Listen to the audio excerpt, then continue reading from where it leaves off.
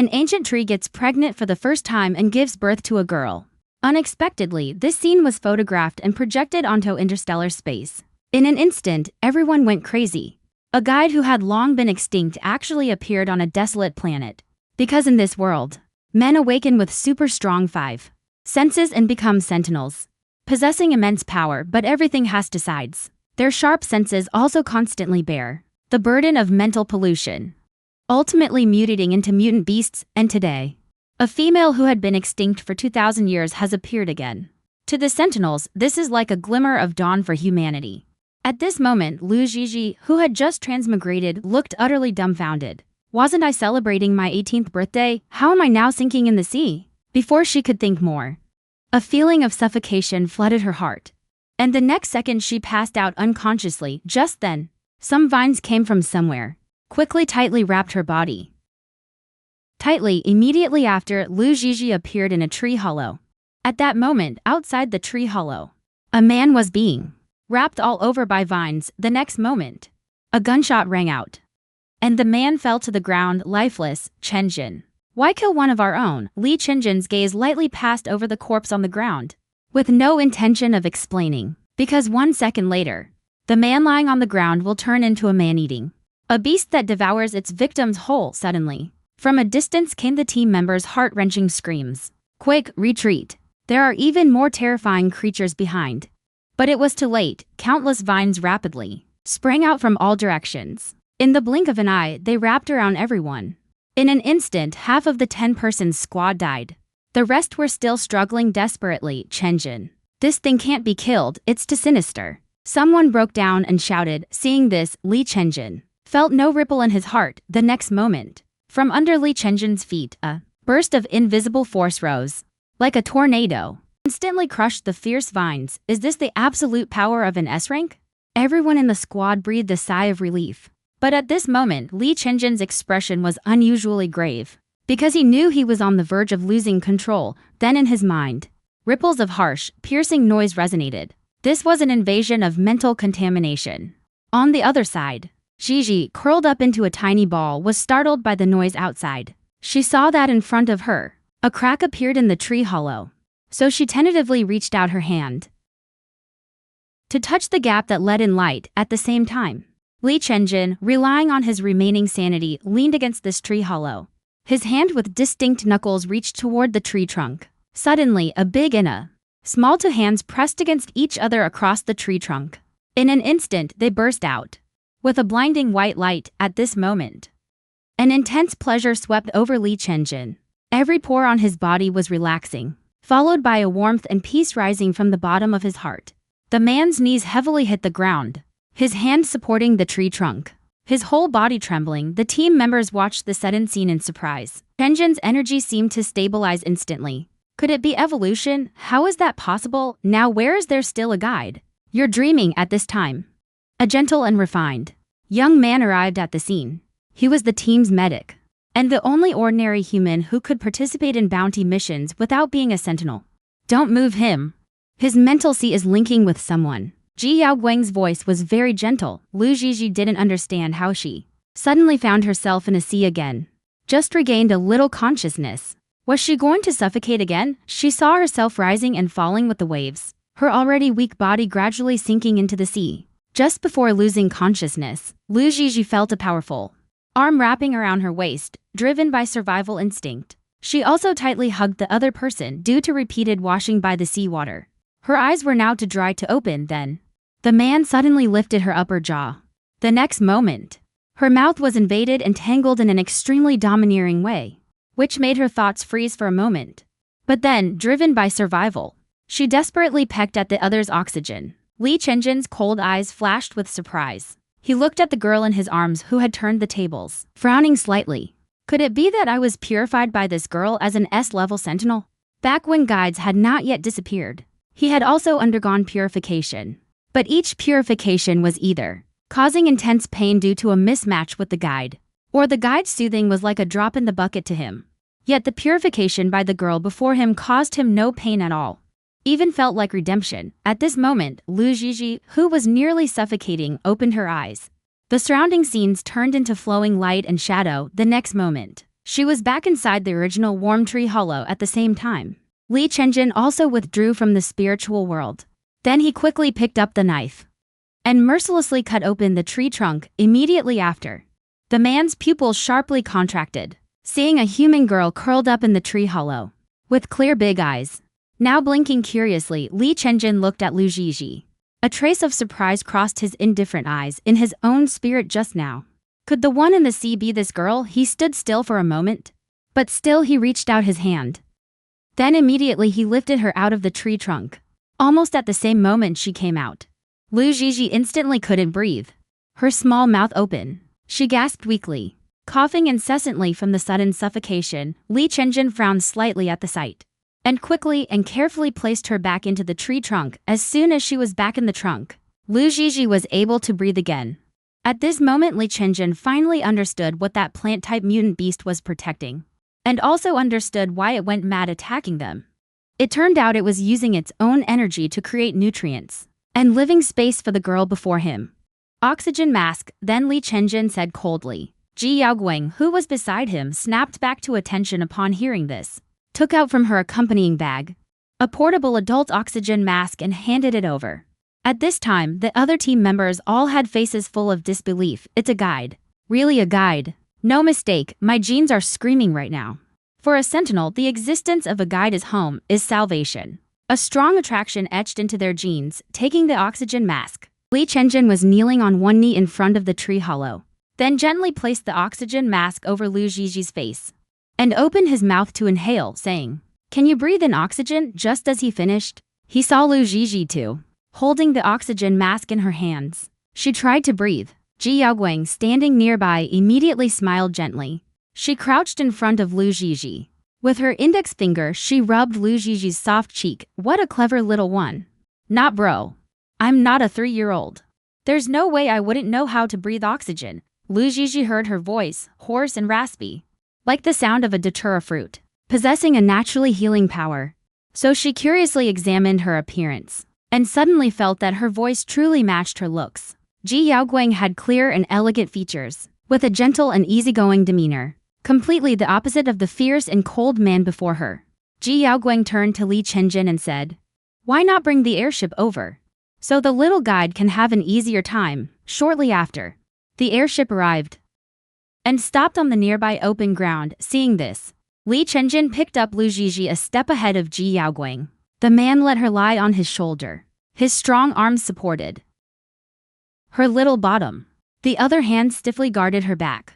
Li Chenjin was about to walk quickly away holding Lu Zhizhi, but the body in his arms struggled a couple of times. He stopped and saw Lu Zhizhi pointing in the direction of the ancient tree as a signal. Li Chenjin understood, then immediately put her down. The next moment, her small, snow-white arm reached toward the already withered and cracked tree trunk. After the little hand was placed on it, immediately a golden light was released from the hand, only to see the originally lifeless ancient tree. But under Lu Zhizhi's hand, it seemed to be revived at a visibly fast rate. New buds continuously sprouted, and in the end, it actually blossomed pure white flowers. The little guide purified the mutant beast. Am I dreaming? Even mutant beasts can be purified. This is something even an A-level guide cannot do. How can a human girl possess such powerful spiritual power? The team members let out exclamations and also cast hopeful looks. They are also sentinels. As long as they are sentinels, there is none who does not yearn for a guide. Just then, a team member gathered his courage and walked up to Lu Zhizhi, his demeanor humble, his eyes full of sincerity as he said, "Please, guide, perform a cleanse. Just a simple mental guidance will do." Cleansing has levels. The lowest is called mental guidance, with the shortest effect. The guide doesn't need to touch the sentry, just use mental threads, while the higher level is called linking the mental sea. The effect can last a month. A sentry's mental sea is very private, so a sentry won't casually let a guide enter their mental sea. Lu Zhizhi knew none of this. Just now, she stumbled into Li Chenjin's mental sea and almost got temporarily imprinted by him. Now, upon hearing this sentry's request, Lu Zhizhi reached out without hesitation. She closed her eyes and released an invisible force, and the sentry instantly fell to his knees, trembling like a sieve. Li Chenjin saw this. His narrow eyes slightly squinted, and in an instant he grabbed her small hand, pressing her head into his chest. His voice carried restrained anger. As he said to Lu Zhizhi, "Come out. Don't just enter someone else's mental sea," but it was already too late. Lu Zhizhi had not only entered his mental sea, but had pinned his mental entity to the ground and rubbed it. This sentry's mental. He is a big golden retriever. Lu Zhizhi hugged the furry. The dog couldn't bear to let go. Li Chenjin scowled. He quickly used his power to draw out Lu Zhizhi's mental energy. The entire purification process was brief, but the effect was excellent. The sentinel blushed and knelt on the ground, panting heavily. "Brother, you hit the jackpot.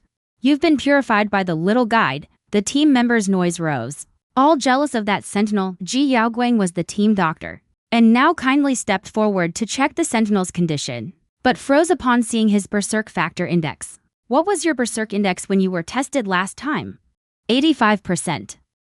"I've already been warned not to use my ability." She thought she would be banned from missions again, she said panikedly. Ji Yaoguang looked at the current reading on the instrument, 63%. She then walked over to Chenjin and used the detector to scan. His ear berserk factor index, 48%.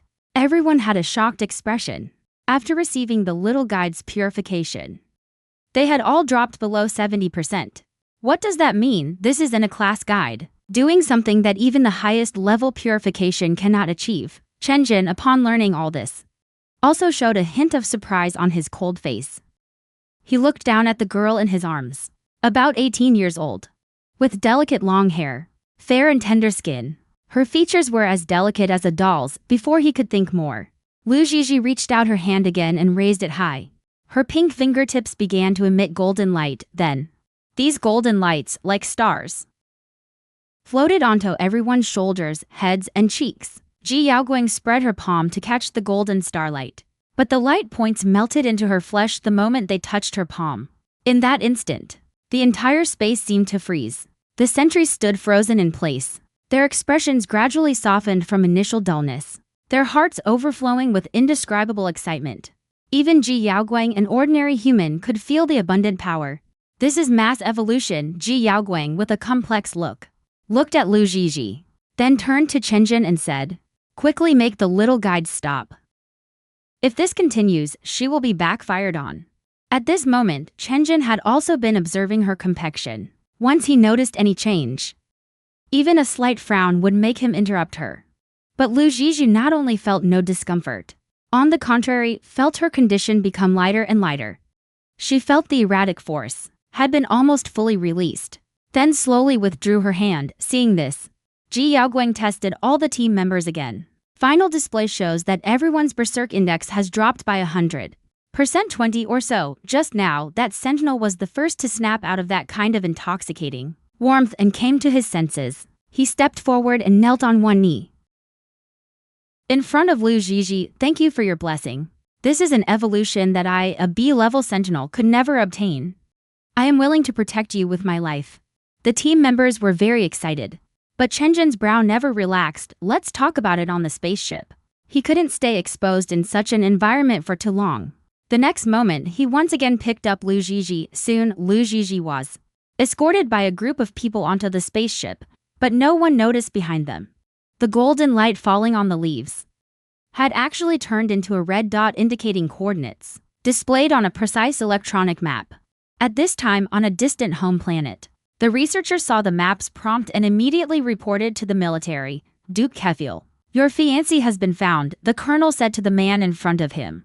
Turning around, I saw a man with an imposing demeanor sitting on a leather sofa, holding a wine glass in his hand, and said very elegantly, "Bring her to me at all costs." On the other hand, after Lu Zhizhi came to the spaceship, Ji Yaoguang quickly obtained a constant temperature isolation box. The next moment, Chenjin then put her gently placed inside. The isolation box can isolate all harmful substances and pollution. There is also oxygen and temperature adaptation. Lu Zhizhi felt much better as soon as she entered. Soon Ji Yaoguang brought a series of instruments to examine her body and began to record carefully. Chenjin stood aside with arms crossed, silently guarding. Ji Yaoguang only saw the wounds of various sizes on her body and said, "Go get someone to bandage you. I'll tell you when I have results." Chenjin remained still and only uttered two words lightly, "No need." Ji Yaoguang didn't convince him further. and focused on examining Lu Jiji's body. After a while, she looked at the report in her hand, frowned and said, "She has severe malnutrition. All indicators are far below standard. And she is very sensitive to dust. She currently has a respiratory infection. Her heart, lungs, and gastrointestinal functions are relatively weak. She cannot engage in strenuous exercise." Every word Chenjin heard. His eyes darkened further, no matter what. "Let's take the little guide back to the base first.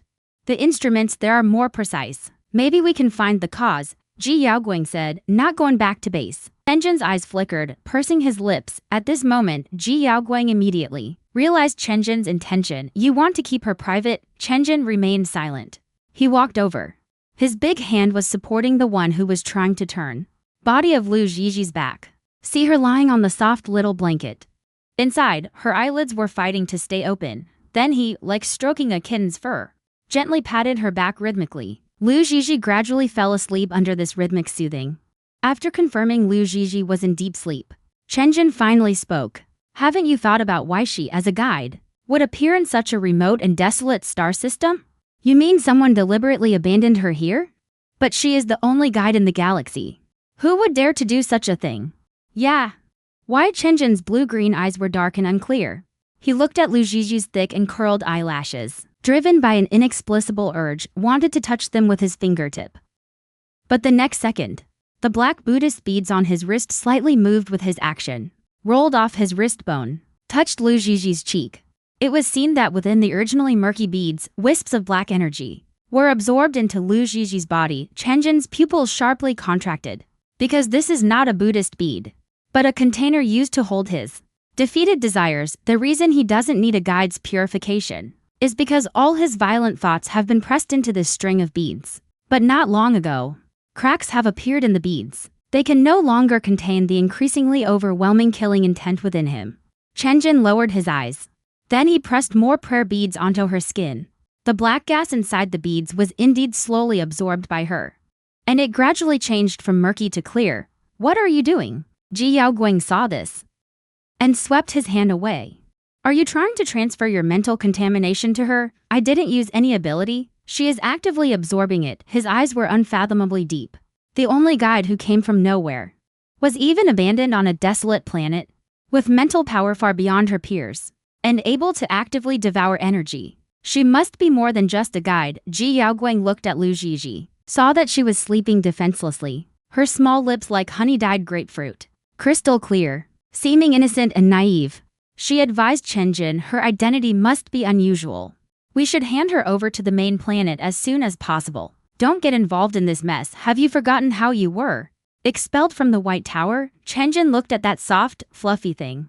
A slight struggle appeared in his cold eyes. "Let's keep her with us for now." Then, Chenjin held an emergency meeting with the team. Almost no explanation was needed. Everyone quickly reached a consensus. Except Ji Yaoguang, they decided not to hand over the guide, but to take her to Water Blue Star, which is beyond the main planet's surveillance. This is a galaxy suitable for human habitation. There is oxygen and clean water that Lu Jiji needs, but the disadvantages are also obvious. This is a wasteland planet. Civilization has collapsed due to environmental pollution and radiation. Plants and animals may mutate. In the blink of an eye, the next day arrived. Because after arriving on this planet, her body was inexplicably weak. She could only occasionally leave the temperature-controlled room for a walk. Just then, she heard a pattering sound.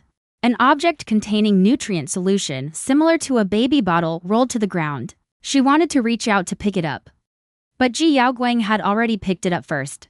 After cleaning it, he handed it back to her. "Baby, use both hands to hold it." Lu Jiji obediently grasped the bottle with both small hands, put the nipple in her mouth, and sucked on it in a dazed, adorable way. There was no other way. Now even walking was a struggle. In order to have enough to eat, I had to be a little thick-skinned. The way a cub survives is by acting cute. Although she was already 18 years old, but she had such an adorable face, so she would occasionally show a cute expression. Ji Yaoguang was the first person captured by Lu Jiji. She felt that Ji Yaoguang had a fatherly vibe, like a motherly dad. Ji Yaoguang rubbed Lu Jiji's head and praised, "Baby is so smart." Then she fed a spoonful of tonic to her mouth. Lu Jiji obediently took one spoonful at first, but then the little face scrunched up, And instantly the brow furrowed tightly. This taste is too weird. Like lemon juice mixed with soy sauce. Ji Yaoguang gently coaxed, just swallow it. Be good, baby. Only by taking the medicine will you get better quickly. Lu Zhizhi lifted her little face. With a stiff neck. But this was truly hard to swallow. Seeing her expression so pained, Ji Yaoguang immediately put a bowl under her mouth and said urgently, if you can't swallow, just spit it out. Just as Lu Zhizhi was about to spit into the bowl, she turned and saw Chen Jin walking over. Exuding a murderous chill, Lu Zhizhi met his eyes and was so frightened she shrank back. At that moment, the man's gaze lingered on the spoon Ji Yaoguang was using to feed medicine. For 2 seconds. Then without a word he walked to the side and immediately tied on an apron, mixed the medicine and fruit-flavored, nutritional liquid in proportion into another feeding bottle. Then a bizarre scene appeared. A man with a pink and white checkered apron tied around his waist. Under the apron was a cold, hard gun. And in his hand he held a feeding bottle. Expressionlessly walked over and said to Lu Zhizhi, swallow it. Then drink this, Lu Zhizhi exclaimed in shock. Yao! So you're the male mom after all, but big brother. This medicine tastes like it's meant for human consumption? Suddenly, Lu Zhizhi blinked her big eyes pitifully, her little nose turning red from holding back. Seeing this, Ji Yaoguang beside her reached out worriedly to take the small bowl from Chen Jin's hand. She can't drink it. Don't force her. But Chen Jin didn't give in, pushed Ji Yaoguang away, and crouched in front of Lu Zhizhi. Swallow it and I'll give you candy. I don't care about that. Do you think I'm a 3-year-old? Lu Zhizhi ranted inwardly, cursing while shaking her little legs, struggling to jump off the chair. Chen Jin saw her stubbornly puffing out her cheeks and didn't urge her, just kept crouching in front of her. If you don't swallow, just keep holding it in your mouth. I'll wait right here. Lu Zhizhi now looked like a little squirrel hiding pine nuts in its cheeks, her big eyes glaring at the man in front of her. Ji Yaoguang stood by wanting to laugh but held it in. She adjusted her glasses and coaxed, be good, baby. Just take 1 sip of medicine today. Swallow it and it'll be fine. She watched Chen Jin glaring fiercely, pouted her lips in grievance, and with a gulp, swallowed it. Seeing this, Ji Yaoguang quickly fetched her a water cup. And instantly Lu Zhizhi took the cup, holding it with both hands, gulped down half the cup to relieve the nausea. When she recovered, her fair lower eyelids were red all around. Looks so pitiful. Seeing this, Chen Jin took out from his pants pocket a nameless fruit candy, only to see that pair of tattoo-covered hands leisurely peeling the pink candy wrapper. What a huge contrast! Lu Zhizhi had never seen this kind of candy. A round candy ball, colorful and translucent like glass beads. Extremely pretty. Then Lu Zhizhi put the marble-like candy ball into her mouth. Oh, it's so delicious. The strange taste in her mouth also disappeared. The next day, the flying ship arrived at the besieged city, and Lu Zhizhi still refused to take her medicine. Ji Yaoguang thus had to try every possible way, using all his knowledge to try to turn the medicine into tasty snacks or improve its flavor. But this required some special ingredients, and the team members had already been arranged by Chen Jin to go purchase the needed supplies separately. I'll go. You look after her. Chen Jin from the optical brain receives the list sent by Ji Yaoguang. Don't give her any more candy. Eating too much will cause cavities. Ji Yaoguang agreed verbally. And then after Chen Jin left, secretly put a candy into Lu Zhizhi's mouth. Baby remembers to keep it a secret. Lu Zhizhi is smiling at him with the candy in her mouth. At that moment, the flying ship suddenly felt a huge impact. Ji Yaoguang quickly held Lu Zhizhi tightly in his arms, then drew his gun from his lower back and aimed, just in the flying ship's window. Here is a huge pupil. At this moment, he was sinisterly staring at the flying Lu Zhizhi in the ship. After a while, the thing outside didn't find a target, so it retreated. This is the aura of a level for aberrant beast. Soon, Ji Yaoguang's wildly pounding heart steadied. He is not a sentinel. Facing a level for aberrant beast, being able to protect herself was already the limit. But she couldn't ignore the little guide beside her. What is that thing? Seeing Ji Yaoguang so flustered, Lu Zhizhi asked her. It's a kind of beast, but I don't know what it combined with to cause a mutation. But as soon as the words fell, suddenly the spaceship lurched violently again. Damn, that guy won't give up. Lu Zhizhi is being shielded in his arms. Her small head buries against his chest. Having set Lu Zhizhi down properly, Chen Jin activated the defense mode for the aircraft before leaving. So as long as Lu Zhizhi stayed inside the aircraft, no alien beast could harm her. But when Ji Yaoguang looked down to check on her, she saw that small face, the size of a palm, was now very pale, clearly unable to withstand such intense shaking. She gritted her teeth and looked outside, making a decision. Then she secured the incubator with iron chains, ensuring it wouldn't shift during the shaking. Baby, listen to me. Don't be scared. Lie inside it for now. And take a good nap. I'll go out now and take care of that thing. I'll be back soon, okay? If you're scared, just count. Within a count of 100, someone will definitely come to get you. I swear. Ji Yaoguang's fair, slender hand pressed against the glass cover, holding Lu Zhizhi's little hand through the glass. He was still smiling gently, but his eyes were full of attachment and reluctance to part. But Ji Yaoguang knew she couldn't delay any longer. He would use herself as bait to lure the alien beast away, so that Lu Zhizhi in the aircraft could be safe. The next moment, he strode out of the aircraft. As soon as she reached the ground, outside stood a wolf-shaped beast radiating black aura, especially its greenish eyes. At this moment, they were flickering with madness and hunger. When it saw Ji Yaoguang, it opened its huge mouth and roared.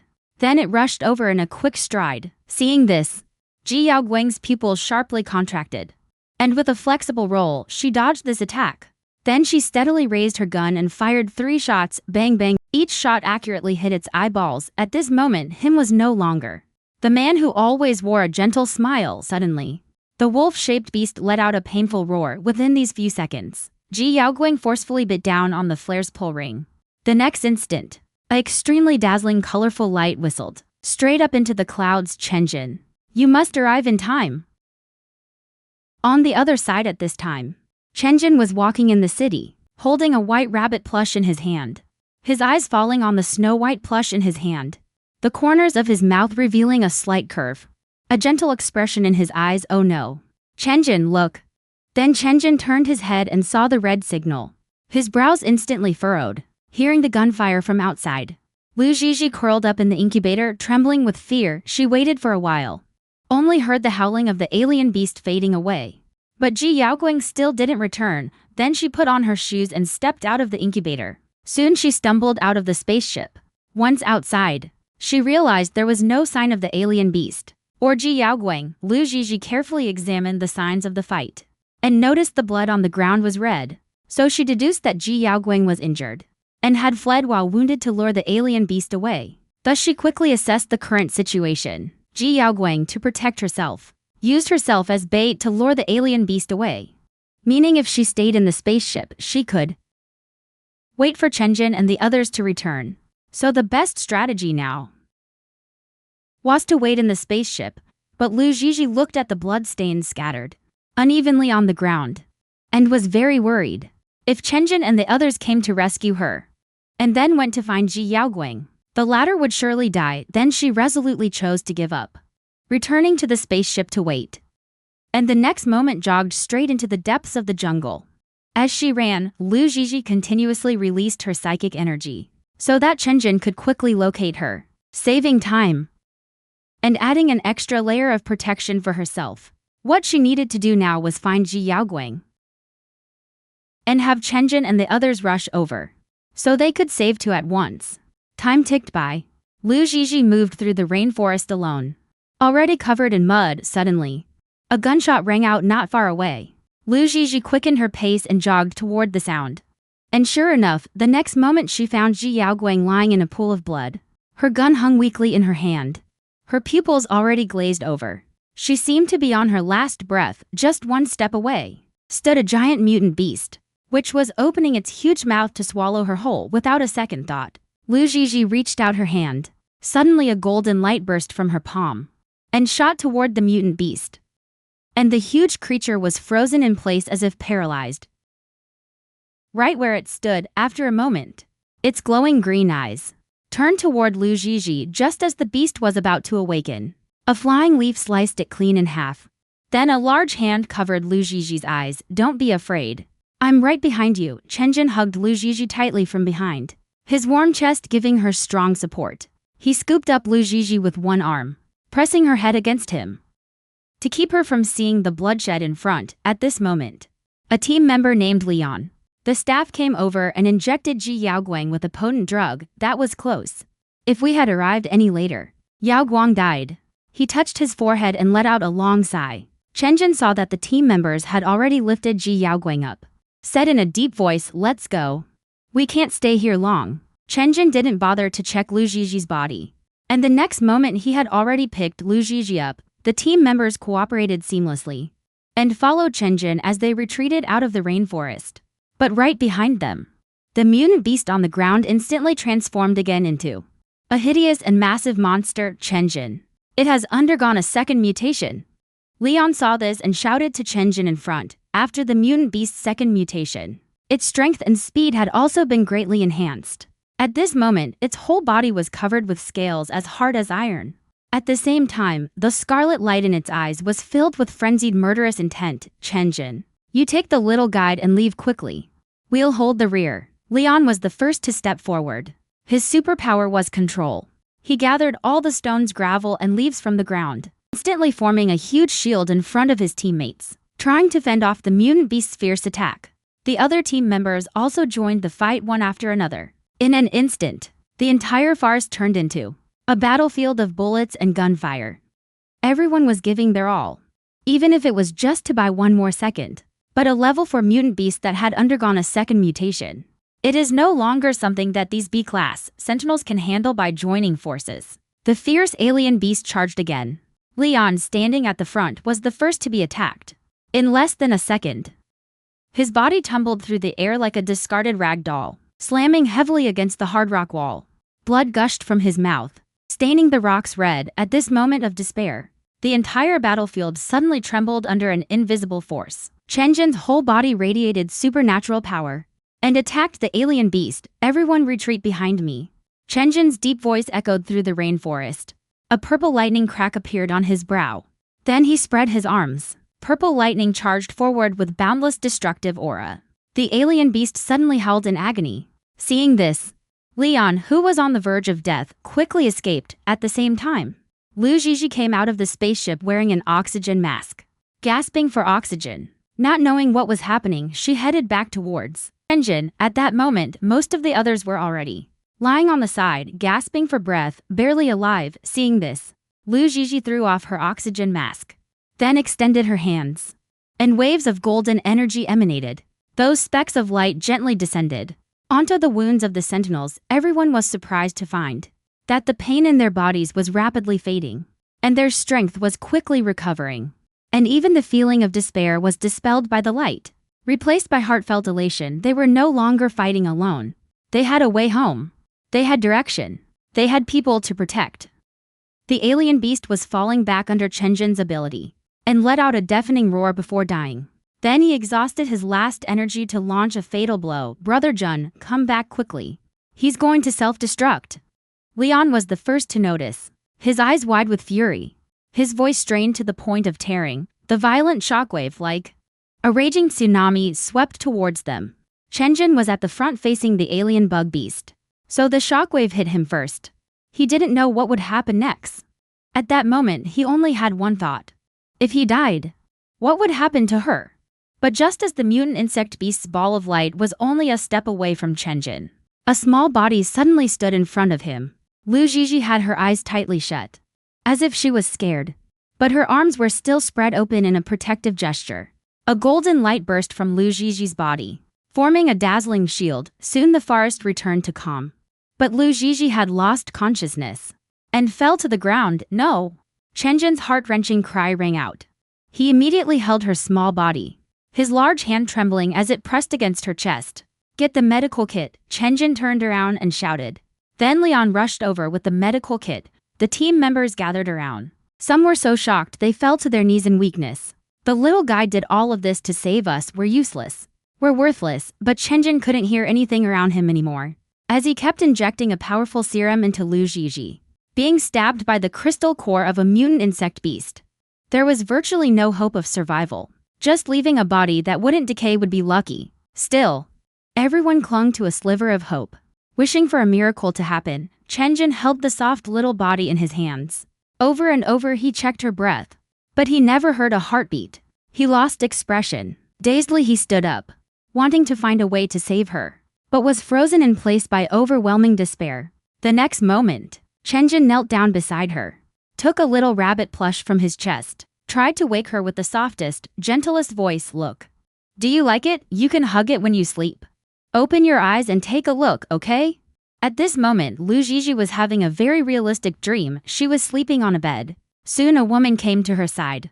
Lu Zhizhi knew in an instant that this was her mother. It was a mother-daughter psychic connection. Then a man walked over. At the same time, voices of conversation sounded in her ears. The people at the nursing home have detected the psychic energy. But for now they haven't discovered that. The psychic energy belongs to Zhizhi. We have to make a decision. Otherwise, once they find out that Zhizhi not only has psychic energy, but also awakened a supernatural ability, it will surely repeat the tragedy from 100 years ago. It wouldn't matter if she awakened any other ability. But why does it have to be the power of the heart flame? Are we supposed to hide it for a lifetime? The woman said as tears fell. Let our daughter just be an ordinary person in this life. I only hope she can grow up happy and healthy. Lu Zhizhi hasn't figured out yet what the power of heart fire is. Suddenly, the voices of conversation gradually fade away. The scene shifts. The dream changes to a grassland. Then a voice sounds in Lu Zhizhi's ear. In a few days it will be our engagement ceremony. Many people will come then. Lu Zhizhi wants to speak, but is limited by the dream. Can't say anything. Can only listen. Don't be afraid. As long as you call my name, I will come to you immediately. After a while, the scene twists again. Lu Zhizhi struggles to open her eyes, and suddenly finds a black eagle standing at the edge of the incubator. That black eagle is surrounded by Chenjin's pheromones, so she immediately understands. This is Chenjin's spirit animal. Where is your master? The black eagle turns its head. Its sharp eagle eyes stare at her, standing motionless beside Lu Zhizhi, having had the experience of petting the golden retriever last time. The next moment she carefully reaches out her hand and touches the black eagle in front of her again. Black feathers fall into Lu Zhizhi's palm. Unexpectedly soft. Oh my god. I touched an eagle. At the same time, Chenjin holding a bowl of food stands outside the cabin door. His whole face red, breathing heavily, arm propped against the wall, enduring a furrowed brow. The sentinel and their spirit beast share a synesthetic bond at this moment. Everything Lu Zhizhi does to the black eagle is transmitted without reserve to Chenjin. He feels every hair on his body stand up in comfort, as if a hand starts from his shoulder caressing him, all the way down to his fingertips, separated by a door. The man standing outside goes weak in the knees and collapses to the ground. At this moment, his usually indifferent dark eyes are dazed and unfocused. His hair drenched in sweat, he squints in pleasure, unable to resist biting the tip of his tongue. Panting echoing through the quiet corridor, he wishes she were really holding him, rather than sensing it through the spirit beast. When this thought arises, Chenjin feels like he's gone crazy. 10 minutes earlier, inside the medic bay of the spaceship, Ji Yaoguang had recovered a little and walked out. Chenjin, arms crossed, leaned against the hatch and gave Ji Yaoguang a rundown. Being stabbed by the crystal core of an alien bug beast should have made survival impossible. Luckily, Chenjin insisted on bringing back the lifeless Lu Zhizhi, refusing to give up on resuscitation. After hearing this, Ji Yaoguang felt a deep sense of fear. Did you find out what made her heartbeat return? Chenjin shakes his head, hesitating for half a second. My guess is that she absorbed a massive amount of energy from that bug beast, and it was transformed inside her body. Because earlier he saw Lu Zhizhi absorbing the black chi from the Buddha beads. Initially, Chenjin thought she was purifying it. But after this incident, he thought carefully and realized that Lu Zhizhi wasn't absorbing the black chi, but rather absorbing the energy that had settled in the Buddha beads. That was also why she took off the beads. Ji Yaoguang looked at Chenjin's bare wrist and said in surprise, "That thing you never take off. How will you suppress the rampage without it?" Seeing him leaning against the wall without answering, Ji Yaoguang frowned and said, "Do you want to imprint her?" At that moment, upon discerning Chenjin's thoughts, he felt inexplicably agitated. The next day, Ji Yaoguang was recuperating in the medical pod, when suddenly there was a rustling sound from behind the cabin door, and then Lu Zhizhi walked over. "Are you feeling okay?" Ji Yaoguang smiled slightly upon hearing this. "Nothing major. Although I don't have psychic powers, my physical condition is still pretty good." Lu Zhizhi didn't respond, and the next moment raised her hand and released a golden orb of light, striking toward Ji Yaoguang. Under Lu Jiji's insistence, Ji Yaoguang's injuries that originally required 4 or 5 months of rest, she healed in 10 minutes. The man held her tightly in his arms, gently smelling the scent of her hair. Baby, don't be so good to us, or you'll lose your freedom, you know. At this moment inside a luxurious palace, who exactly kidnapped her? Didn't you say everything was under control? Hellfire furrowed his brow, the veins at his temples pulsing slightly. I'm more eager than you to confirm my sister's safety. This man beside him, named Li Yuan, his voice low and strained, was struggling to keep his emotions in check. Hellfire's voice suddenly rose. Back then you told me to send Gigi to that god-forsaken place, to hide from the nursing home's pursuit. How did you guarantee it to me? Now even that jackal-like guy from the military has caught wind of her whereabouts. Let alone all that, the people I sent out came back saying they searched the entire barren planet, but there's no trace of Gigi at all. Lu Yuan frowned and asked, unless there's another possibility, are you saying someone deliberately took her? Thinking of this possibility, Hellfire's voice trembled slightly. Then he immediately walked out. Just then, a knock came at the door. Hellfire quickly walked to the window, his back to the door. He tried his best to compose himself, so no one would notice anything. At that moment, he saw a signalman salute him. My lord. You're here too. I'm looking for Duke Hellfire. What is it? This is the latest report. S-Class Sentinel Feng Heng has gone missing on Water Blue Planet. A few days later, Lu Jiji and his group smoothly arrived at Water Blue Planet after they got off the spaceship. What came into view was a barren land. Brother Jun, is this really suitable for a little guide? Leon looked at the scene before him. His heart was pounding. Chenjin was silent. He squinted and looked around. This planet also has humans living on it. Where there are people, there is a possibility of survival. 3 kilometers ahead is the villa area.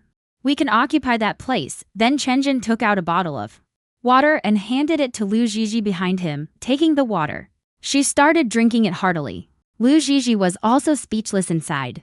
Is this damn place really meant for survival? Just then, the sound of vehicles came from not far away. Seeing this, Chenjin picked up a sniper rifle and said to the people behind him, you go first. Ji Yaoguang frowned slightly. I don't advise you to meddle. The other team members also advised. Brother Jun or the little guide is more important. But Chenjin had already made up his mind. Without looking back, quickly walked towards the direction they had come from. At the same time, on the other side, a girl about the same age as Gigi was running at full speed. Behind her, Tashi Lige were chasing in modified cars. Just a few seconds later, with 2 gunshots, they fell to the ground unconscious. The girl sat dazed on the ground, tear stains still on her face. She saw a figure walking out of the yellow sand. A tall figure. The man was wearing black tight combat clothes. His handsome face showed no expression. She was holding back tears. Her eyes flickered with hope and excitement. Are you here to save me? She excitedly showed a smile, but the man directly ignored her and walked towards the Stonebreaker's modified car. Chenjin neatly took from the car the ice maker and removed it. With it, Gigi won't get heat stroke. On the other side, Lu Jiji was under the protection of Ji Yaoguang and his group, and quickly reached the villa area. Liang took some people to scout ahead. No danger was found. The good news is, the villa area indeed has clean tap water, and daily necessities are still well preserved. Should we first occupy one building or wait here for Brother Jun to arrive? Chenjin is not here. The team members instinctively looked at Ji Yaoguang, wanting to ask for his opinion. Ji Yaoguang saw Lu Jiji's little face flushed with heat. She no longer hesitated and directly said, let's occupy one building now. Choose a good location so that we can retreat immediately if anything happens. The next moment, Liang suddenly turned around and saw Brother Jun is back. At this moment, they saw Chenjin had returned at some point. Hello everyone. My name is Yan.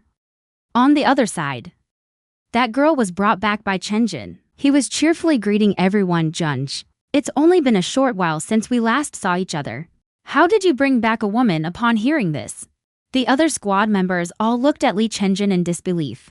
But at this moment Li Chenjin didn't care about any of this. He was only focused on the most important thing.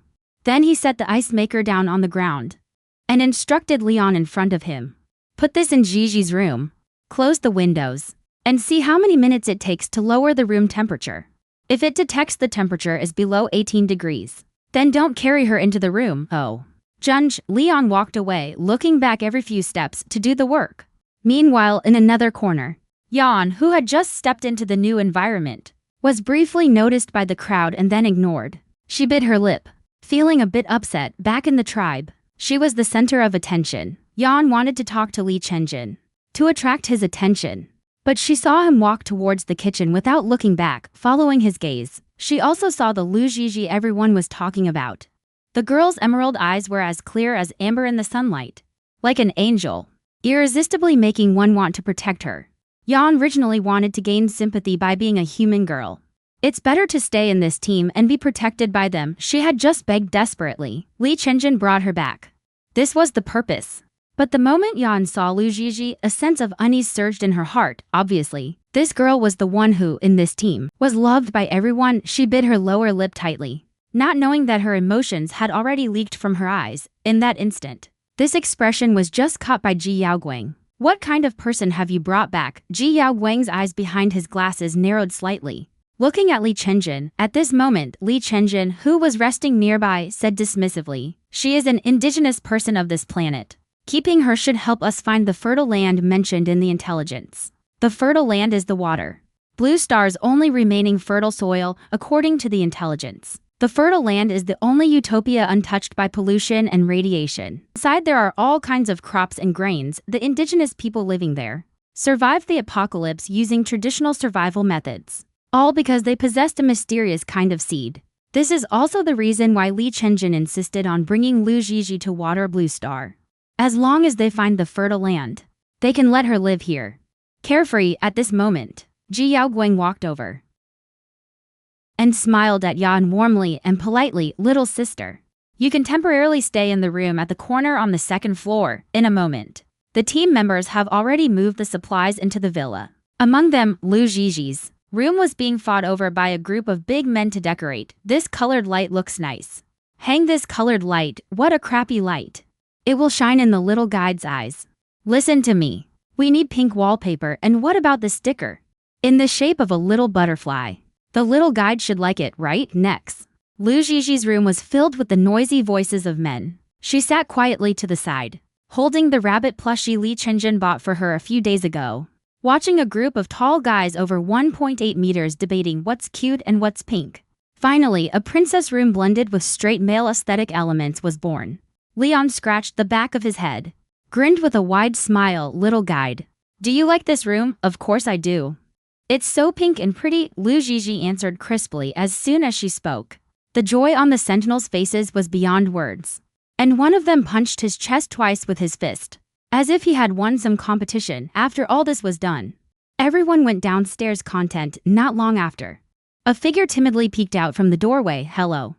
Are you Lu Zhizhi? Can I play with you?" Yan slowly walked in, with a smile. At this time, Lu Zhizhi nodded slightly upon hearing this.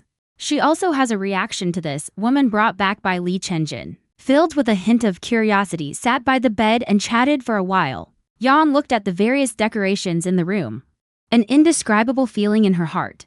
Compared to here, her own room was really just barely a place to stay. If only she could take her place. At that moment, footsteps were heard from outside the door, accompanied by the sound of the door opening. Ji Yaoguang appeared in the room. "The food is ready. Let's go downstairs and eat." When Lu Zhizhi heard about the food, her eyes immediately lit up. Without even looking back, she ran downstairs. Ji Yaoguang followed behind her, but in a place where Ji Yaoguang could not see. A faint eerie light flickered in the girl's eyes at this moment. In an organization not far away called Paradise Base, a Shilaj had his hands, feet, and neck bound with chains. He struggled wildly, his face extremely terrified. He shouted desperately at the person in the shadows ahead. "Old man, I will find that girl. Please don't kill me." The figure in front turned around, and an old man sitting in a wheelchair was seen. His face was very gloomy. A subordinate immediately placed a loudspeaker by his mouth, and an extremely eerie voice sounded through the loudspeaker. "Tell me, warriors, whose subordinates are you?" Surrounding the bound Shilaj, there were about 1,000 people around. Crazy expressions showed on their faces. They wildly raised their arms and shouted, "Candy Daddy! Candy Daddy! What are your names?" "Shilaj." "Shilaj, very good. Now warriors, let me see your abilities." Whoever finds that girl first and brings her here, I will grant that person entry to the land of plenty." As soon as Candy Daddy finished speaking, all the Shi-Lage lifted their heads and roared wildly like madmen. In the evening, Ji Yaoguang knocked on Li Chenjin's door. But there was no reply for a while. She immediately went upstairs to Lu Ziji's door. Sure enough, the man was found sitting by a bedside. Meanwhile, Lu Ziji beside him was sound asleep. "Did you get the message?" Ji Yaoguang said to Li Chenjin. Li Chenjin nodded, but didn't say a word. "If Feng Heng finds out that you are also on Shui Land Star, he will definitely come and kill you." Just now, the Sentinel General Administration sent a public notice to all sentinels. The notice stated, F-Class Sentinel Feng Heng, during the execution of his mission, suddenly lost contact, and Ji Yaoguang learned through his connections that the location of Feng Heng's mission is on Shui Land Star. Although you once fought side by side, after you left the Central Interstellar Command, hasn't he been relentlessly chasing you? Li Chenjin kept his eyes lowered. Without a word, more than 10 years ago, he and Feng Heng belonged to the same organization and were from the same batch of trained sentinels. Even now, the 5-star difficulty missions in the military archives, more than half were completed by their joint efforts. They were regarded as role models by other sentinels, referred to as South Li and North Feng. This forced the Sentinel General Administration to issue a message. But so far there has been no news, indicating that he is either in trouble himself or not in a position to reveal himself. In either case, he doesn't have time to come after me. I hope so. Ji Yaoguang took off his glasses, pressed the corners of his eyes, and said worriedly, "Bro, back then, why didn't you explain?" His guide was never killed by you. Ji Yaoguang rarely calls him bro, only when facing something very tricky and needing his serious attention. Would she use this term to remind him, like now? Li Chenjin glanced at her with little emotion, and frankly saw the anxiety in Ji Yaoguang's eyes. Ji Yaoguang met his gaze, and said honestly, "We haven't fully figured out the environment of Water Blue Planet yet. If Feng Heng comes after us again, I'm worried it might affect the little guide baby's safety. I know this better than you.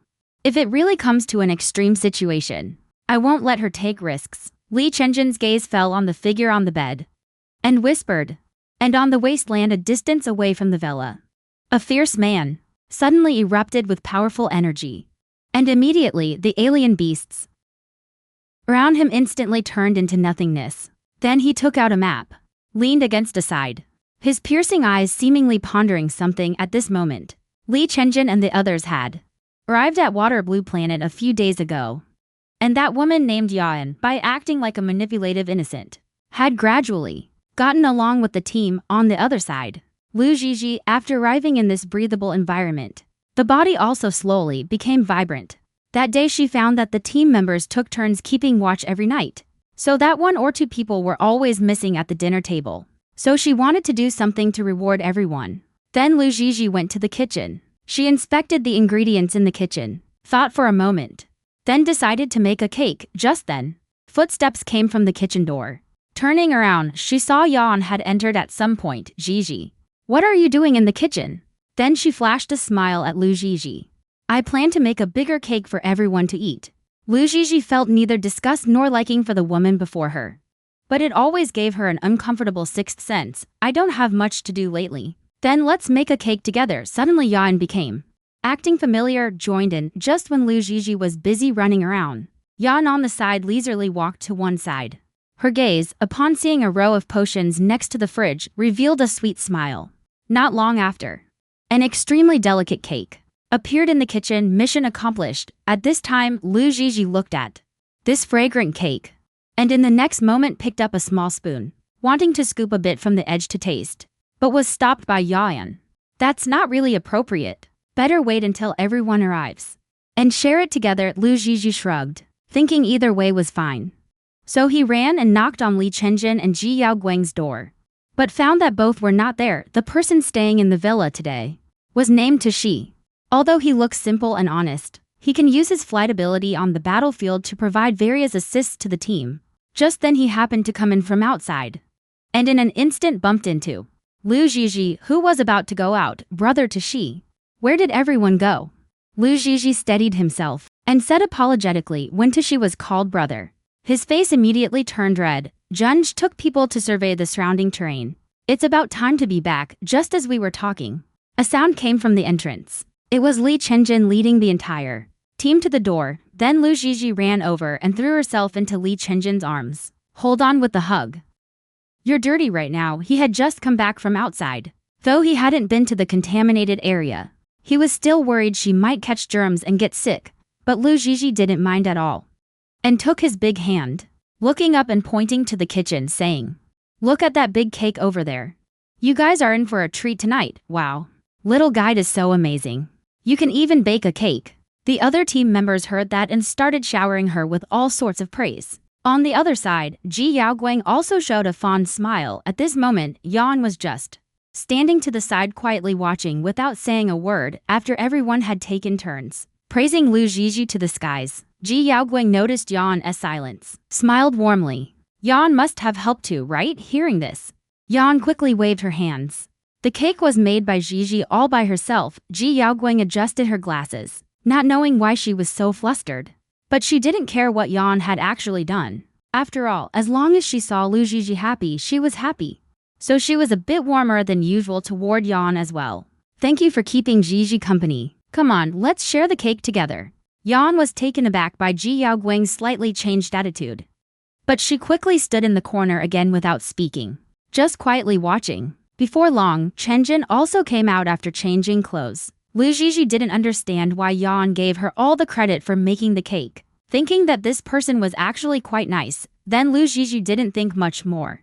Picked up a small knife, slicing here and there. A 12-inch cake was evenly cut into pieces. Each team member got a piece. Then Leon took a big bite. And before even tasting it, he exclaimed loudly, "Oh my! This is so delicious.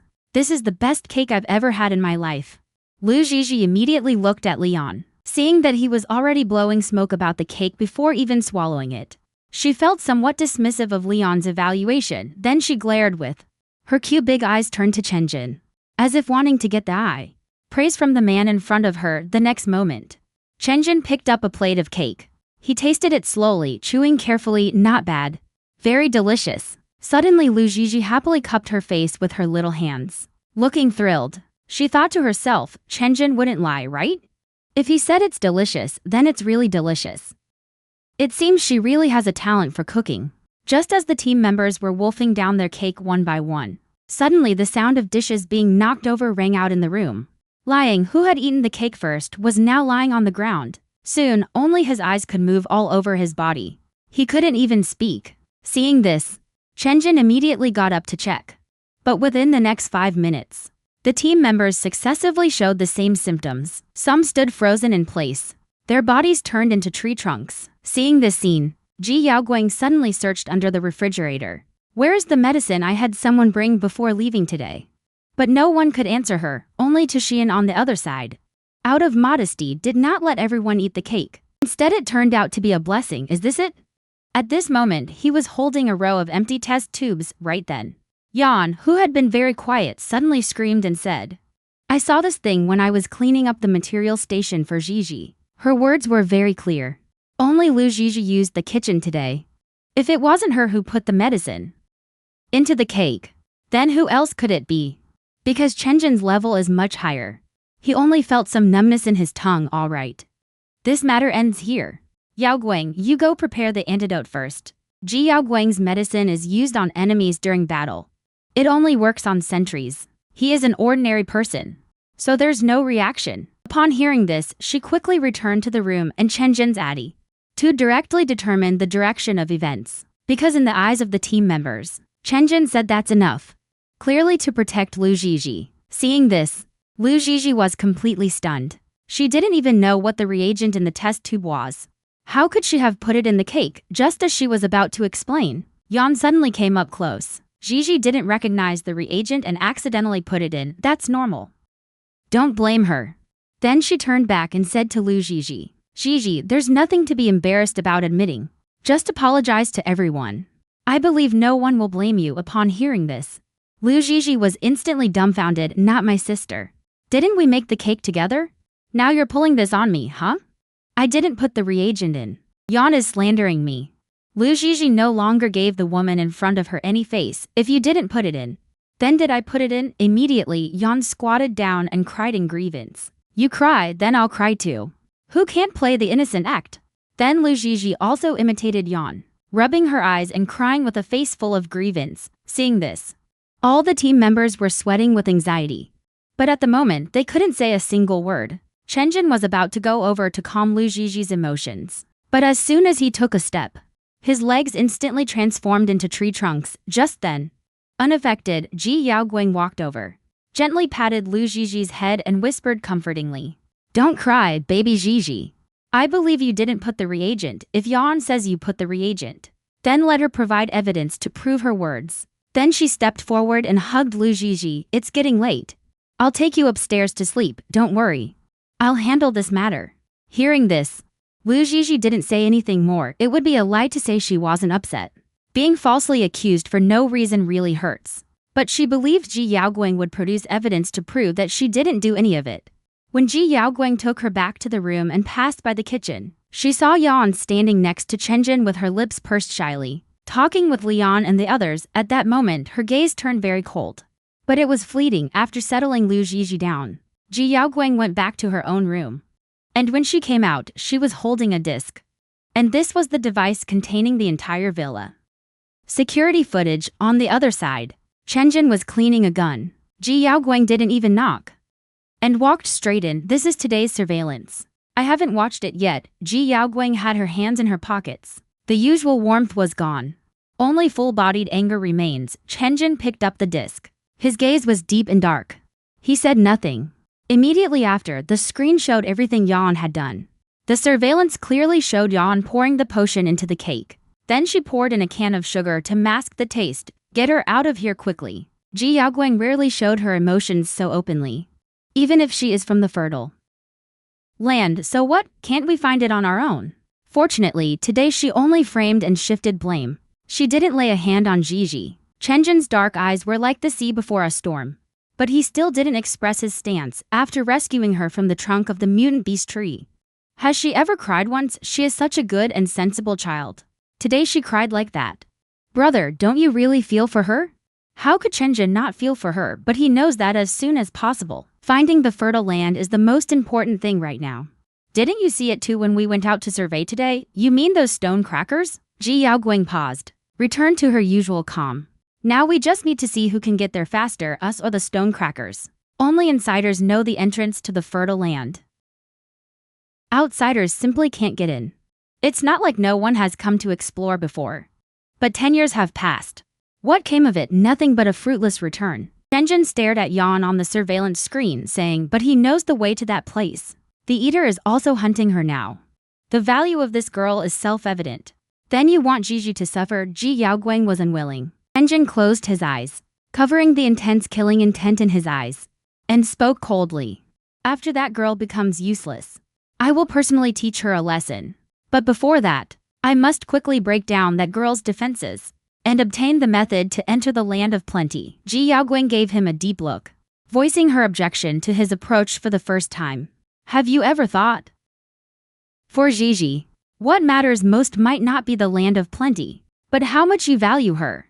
Chenjin slowly opened his eyes, a flicker of struggle passing through his brows, but quickly replaced by determination. She needs a good environment to grow up in. Ji Yaoguang stopped trying to persuade.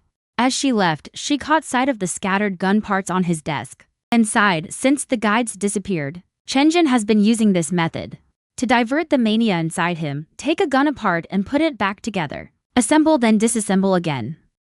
During the worst period, a perfectly good gun would have its threads worn out from him repeatedly dismantling and reassembling it, showing that Chenjin was not doing well at the moment.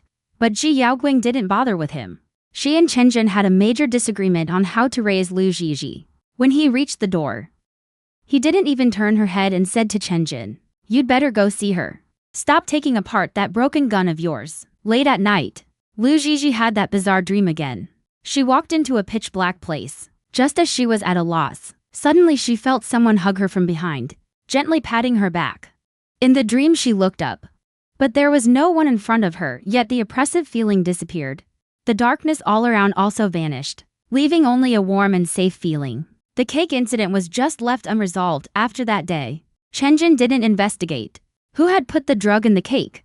Everyone also grew more familiar with Yan, as if what happened that day was just a nightmare for Lu Zhizhi alone. Because of this, Lu Zhizhi stopped clinging to Chenjin. Every day when he came back from outside, she no longer threw herself into his arms, nor did she run over with a smile to greet him.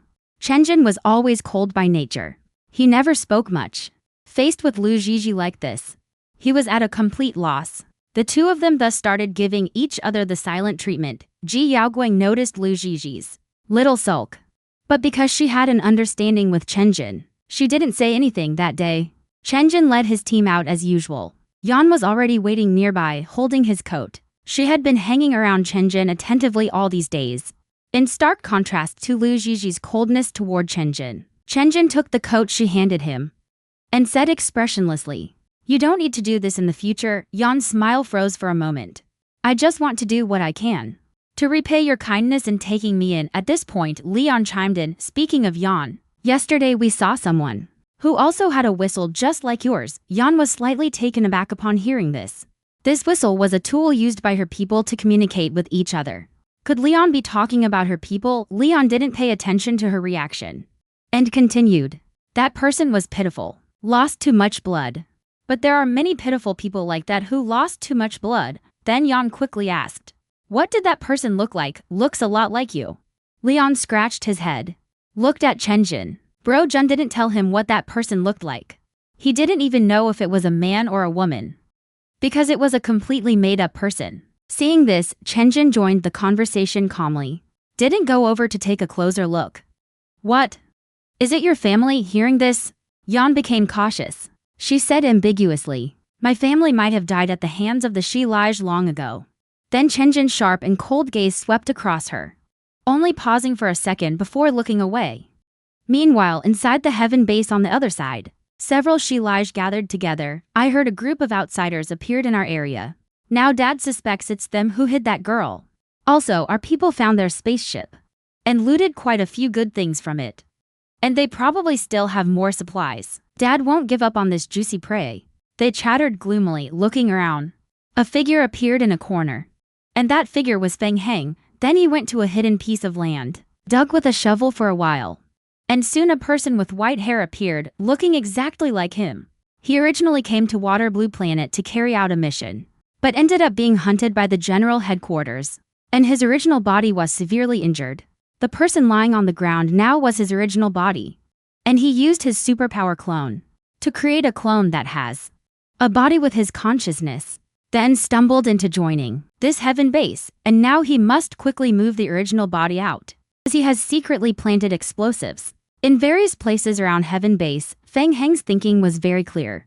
He wants to return to the main star alive, so he must attract the attention of all the higher-ups, either become a maggot in the underground that never sees light, or stand in the most conspicuous position, making them dare not act rashly. Feng Heng chose the latter at all costs, and this Candy Daddy is his entry point, because this man has been on the interstellar wanted list. To kill him in a sensational and high-profile way, only then can he gain attention from all sides in the galaxy. He knows the time is tonight. He plans to use the mission to take down the outsiders, hide out as a pretext, and hide his true body somewhere. But where? In the villa on the other side. Yan has looked towards the door for the 36th time, with expectation hidden in her eyes. She firmly believes that as long as she performs normally, she will definitely win Chenjin's favor. And then replacing Lu Zhizhi will be as easy as pie. But what she doesn't know is, Ji Yaoguang has been watching her every move, and instead finds her pitiful. Lu Zhizhi is irreplaceable. Firstly, because of her identity as the only guide. As long as they are still sentinels, there will never be a day they don't need a guide. Secondly, during that time in the rainforest, if she hadn't run from the flying ship into the rainforest to find herself, she would have died there long ago. From that moment on, Ji Yaoguang had already sworn in her heart. From now on, she would protect Lu Zhizhi with her life. She didn't know what others thought, but as long as she was around, no one would ever be able to bully her. At this moment, inside the villa room, Lu Zhizhi was leisurely eating snacks, while Chenjin walked over casually at the door. What was also eye-catching was the exquisite little bear plush toy. "I surrender. Let's call a truce." Chenjin was now speaking to Lu Zhizhi with an innocent look. But Lu Zhizhi didn't know about his plan with Ji Yaoguang and remained very cold towards Chen Jin, turning away with a stern face. I don't like bears. Seeing this, Chen Jin was about to try to appease Lu Zhizhi again. But Yan's voice suddenly interrupted. Captain Li, please don't be angry. Little sister has probably seen too many fine things. It's only natural for her to be a bit spoiled, unlike me, who hasn't seen much of the world. Yan looked at the man in front of her timidly, even with a hint of pitifulness. What about the thing you promised to bring me when you left this morning? Chen Jin had already frowned when he heard her say Lu Zhizhi was spoiled. Now the crease between his brows deepened. What thing? There was a hint of impatience in his eyes. It's the little bunny you promised me before you left. If it's really too much trouble, forget it. Her voice was small, like she was in the wrong. Tears were already welling up in her eyes.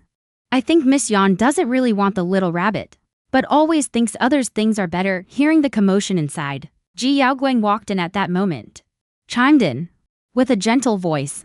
But the words she spoke were chilling. Well then, Yan, Leon and the others exploring outside should be back soon.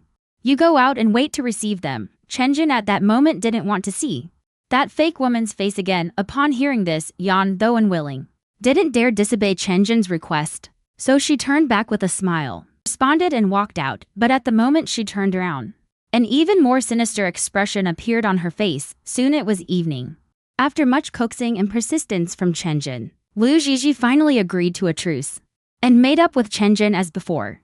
Because Lu Zhizhi had never really hated Chen Jin from the start, she knew deep down that there must be something she didn't know that forced him to act that way. Most importantly, Chen Jin had actually brought back an ice cream.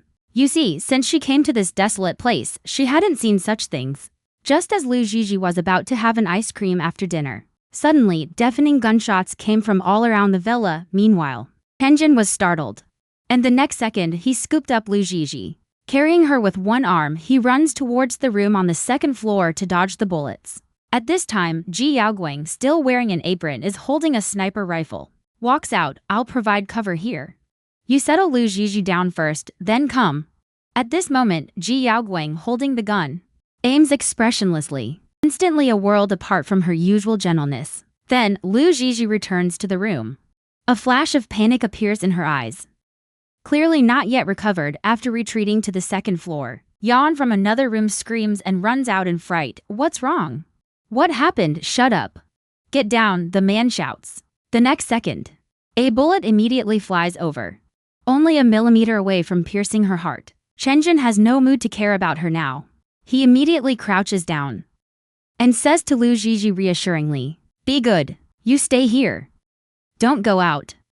I'm going to help everyone. Lu Zhizhi nods. You be careful. Chen Jin smirks. He shouldn't delay any longer, but he still can't help looking at Lu Zhizhi for a few more seconds. He takes a candy from his pocket and then hands it to Lu Zhizhi. I'll be back soon.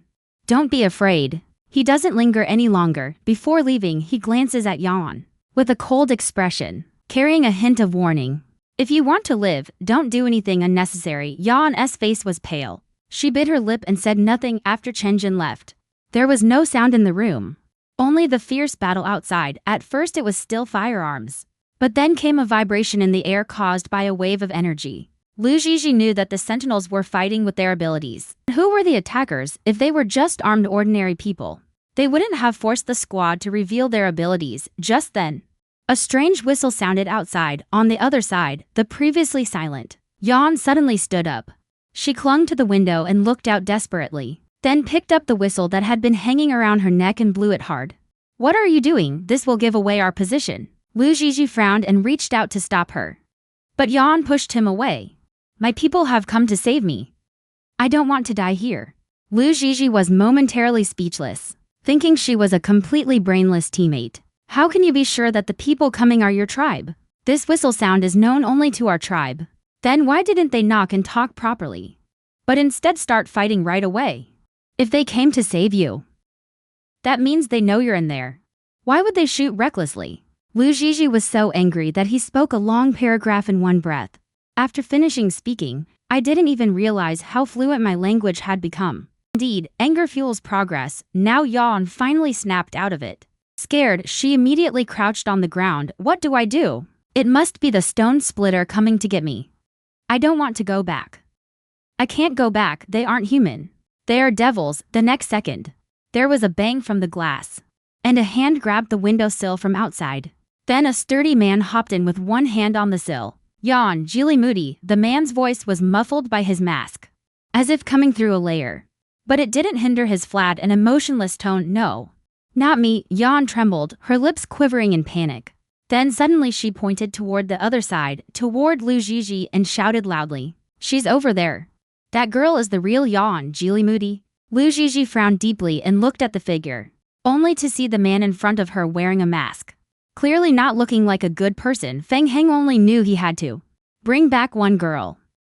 But he didn't know how old that girl was, or what she looked like. At that moment, he didn't know which of the women in front of him was the one he needed to take, so he simply tied up both Lu Zhizhi and Yaon. The moment he touched Lu Zhizhi, Feng Heng's pupils dilated sharply. This was actually a guide. Sentinels and guides can naturally sense each other. This is a call ingrained in the genes. Lu Zhizhi now also sensed that the person in front was a sentinel, and of no low rank. To save time, the man didn't have time to think. Then Lu Zhizhi and the others stepped out. Now they were in a jeep, taking advantage of the firefight between Shilia's and Chenjin's group. Feng Heng stepped on the gas and drove straight into the sky full of yellow sand. The modified jeep was very fast. Lu Zhizhi quietly looked out the window, trying to record some landmark buildings. But she soon found that the planet was so desolate it was hard for her to identify the direction. Everything in sight was ruins buried under yellow sand. Finally, the car stopped in front of a dilapidated building. Lu Zhizhi was untied by Feng Heng and taken out of the car.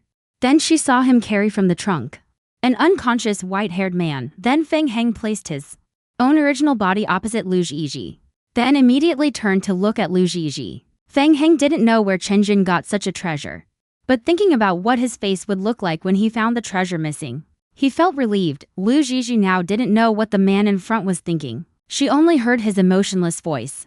"What is your relationship with Chenjin?" Lu Zhizhi didn't speak. She wasn't sure how much this man knew about the team, but was determined not to reveal anything voluntarily. TCH. The little one is quite alert. At this moment, Feng Heng curled his lips into a smile, then continued to threaten. "Looks like you don't want your tongue anymore. Let me go. I can save your friend." This time Lu Zhizhi immediately spoke up. A young and soft voice, carrying a hint of outwardly strong but inwardly weak toughness. Feng Heng raised an eyebrow, realizing that the friend she mentioned clearly referred to his own original body. So Lu Zhizhi had been observing him all along. Quite smart. Feng Heng's gray eyes swept over her. Then a cold voice sounded.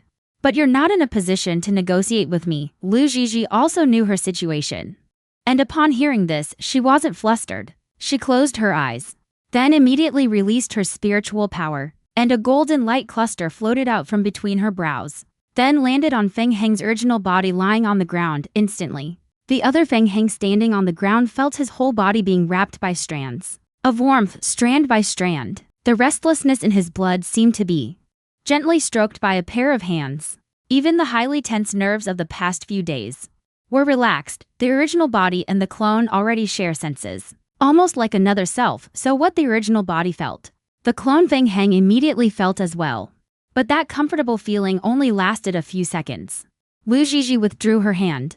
"You've seen my ability. Do I have the right to negotiate with you now?" She blinked her big eyes and asked the man in front of her. Lu Zhizhi's mental guidance was indeed a timely relief for Feng Heng right now. Under her stable energy state, she could keep her main body awake while controlling her clones, but his guide was dead. Over the years, he could only rely on excessive medication to suppress his rampage level. But the last dose of medication on him had been used up a few days ago.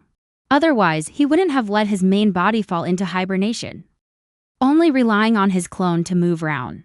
He really did need Lu Zhizhi, and he needed her badly.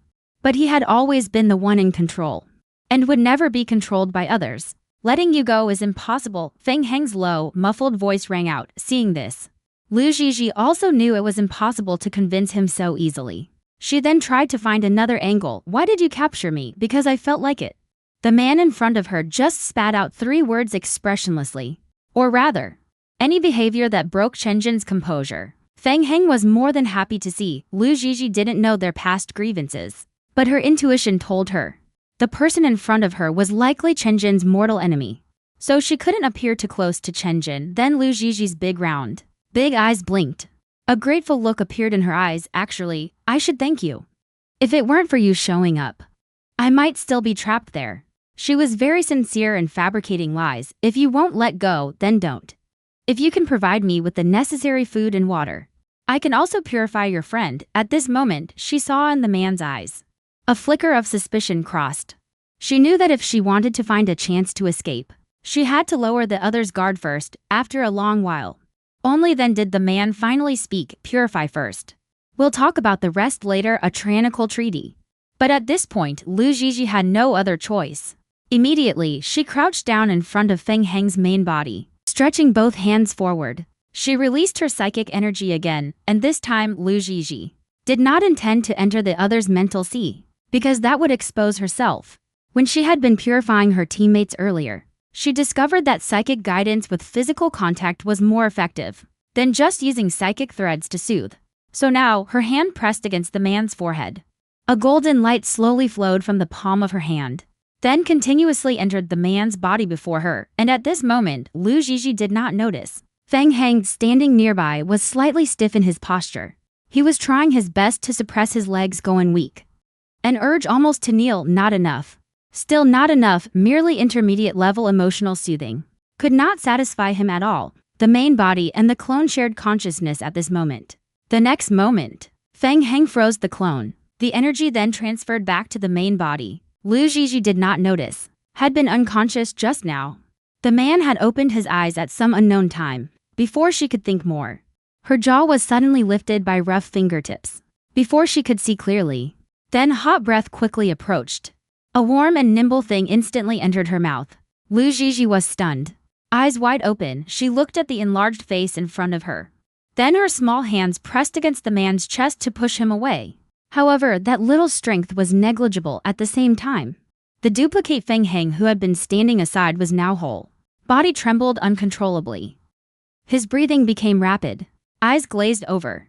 Then let out a comfortable sigh. Bronze skin showed a thin layer of red. After a while, a sense of suffocation rushed into Lu Jiji's heart. But Feng Heng was getting more and more into it. The hands holding Lu Jiji gradually grew stronger. On the other side, Lu Jiji also couldn't stand it anymore. The suffocation grew stronger. Finally, she abruptly kicked out. Only then did Feng Heng let her go. At this moment, inside the villa, the entire living room was so quiet you could hear a pin drop. An extremely strong sense of oppression pressed down on each team member like a coffin lid. Junj. I'll go look again. Maybe there will be some clues. Chenjin frowned and slowly closed his eyes. If you could find traces, then he wouldn't be Feng Heng. Outside, the yellow sand filled the sky. The tracks left on the sand and road had long been blown away by the wind. Moreover, as soon as they found Lu Jiji was missing, they immediately went to look for him. At this moment, everyone knew in their hearts, they had already missed the golden hour. Could it be that he would take the little guide away like this? Otherwise, we report to the Sentinel headquarters. Tell them Feng Heng appeared here, Liang said stubbornly. Feng Heng, I look forward to meeting you next time. Before that, I don't want Jiji to suffer any grievances. Chenjin suddenly slammed his fist on the table. You could see the anger. At this time, Ji Yaoguang beside him suddenly recalled something. Did you hear a whistle during the fight? Liang was startled. I heard it. Because at that time I was right below Jiji's room on the second floor. And the whistle sounded at least twice, and among all of us, only one person has a whistle. Chenjin's brow was as deep as a ravine. Liang immediately exclaimed, it is Yaoan. She colluded internally and externally, letting Feng Heng take the little guide. That's possible. But no one knows the exact situation. I don't think Yan would know Feng Heng, because if she had long been under Feng Heng's protection, there's no need to seek shelter here. But whatever the possibility, it all points to one scenario. Chenjin's whole body felt as cold as an ice cellar at that moment. It was her whistle that summoned Feng Heng. He should not have left her by Lu Jiji's side. He should not have raised a tiger to bring disaster. And even more so because she was an ordinary human girl. He looked down on her. Lu Jiji was abducted. He also bore indirect responsibility. Ji Yaoguang saw the regret on Chenjin's face from the side. She calmly looked away. She was resentful. He had already warned Chenjin and told him many times to send Yan away. What use is finding a fertile land now? Afterwards, Chenjin left a team in the villa and he took the others out to continue searching for Lu Zhizhi. From his understanding of Feng Heng, Lu Zhizhi would not be in mortal danger in his hands. But he was worried that Feng Heng would mistreat her, or that he simply didn't have the ability to take good care of her. Whenever he thought of these things, Chen Jin hated himself. On the other side, Lu Zhizhi was indeed starving to death.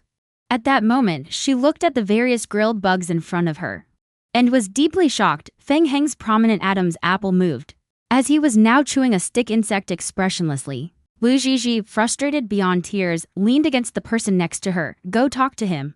Can we not eat these? Feng Heng tilted his head.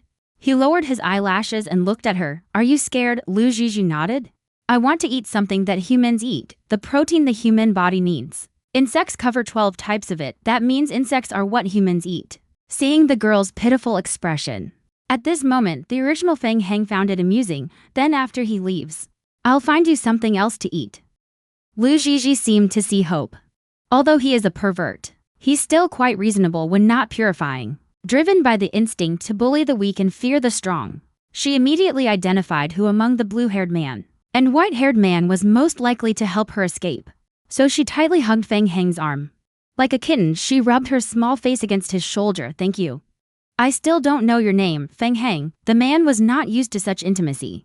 His muscles unconsciously tensed, noticing that Lu Zhizhi didn't make any further moves. He relaxed slightly, hearing this. Lu Zhizhi smiled and said softly, my name is Lu Zhizhi. Feng Heng nodded almost imperceptibly. On the other side, the Feng Heng clone sitting by the campfire chewed up the last insect, stood up and walked out without a word. Lu Zhizhi looked at him in confusion, till she heard the sound of a car downstairs. She truly believed this kidnapper. He just blatantly left her and went away. Where did he go? Don't know.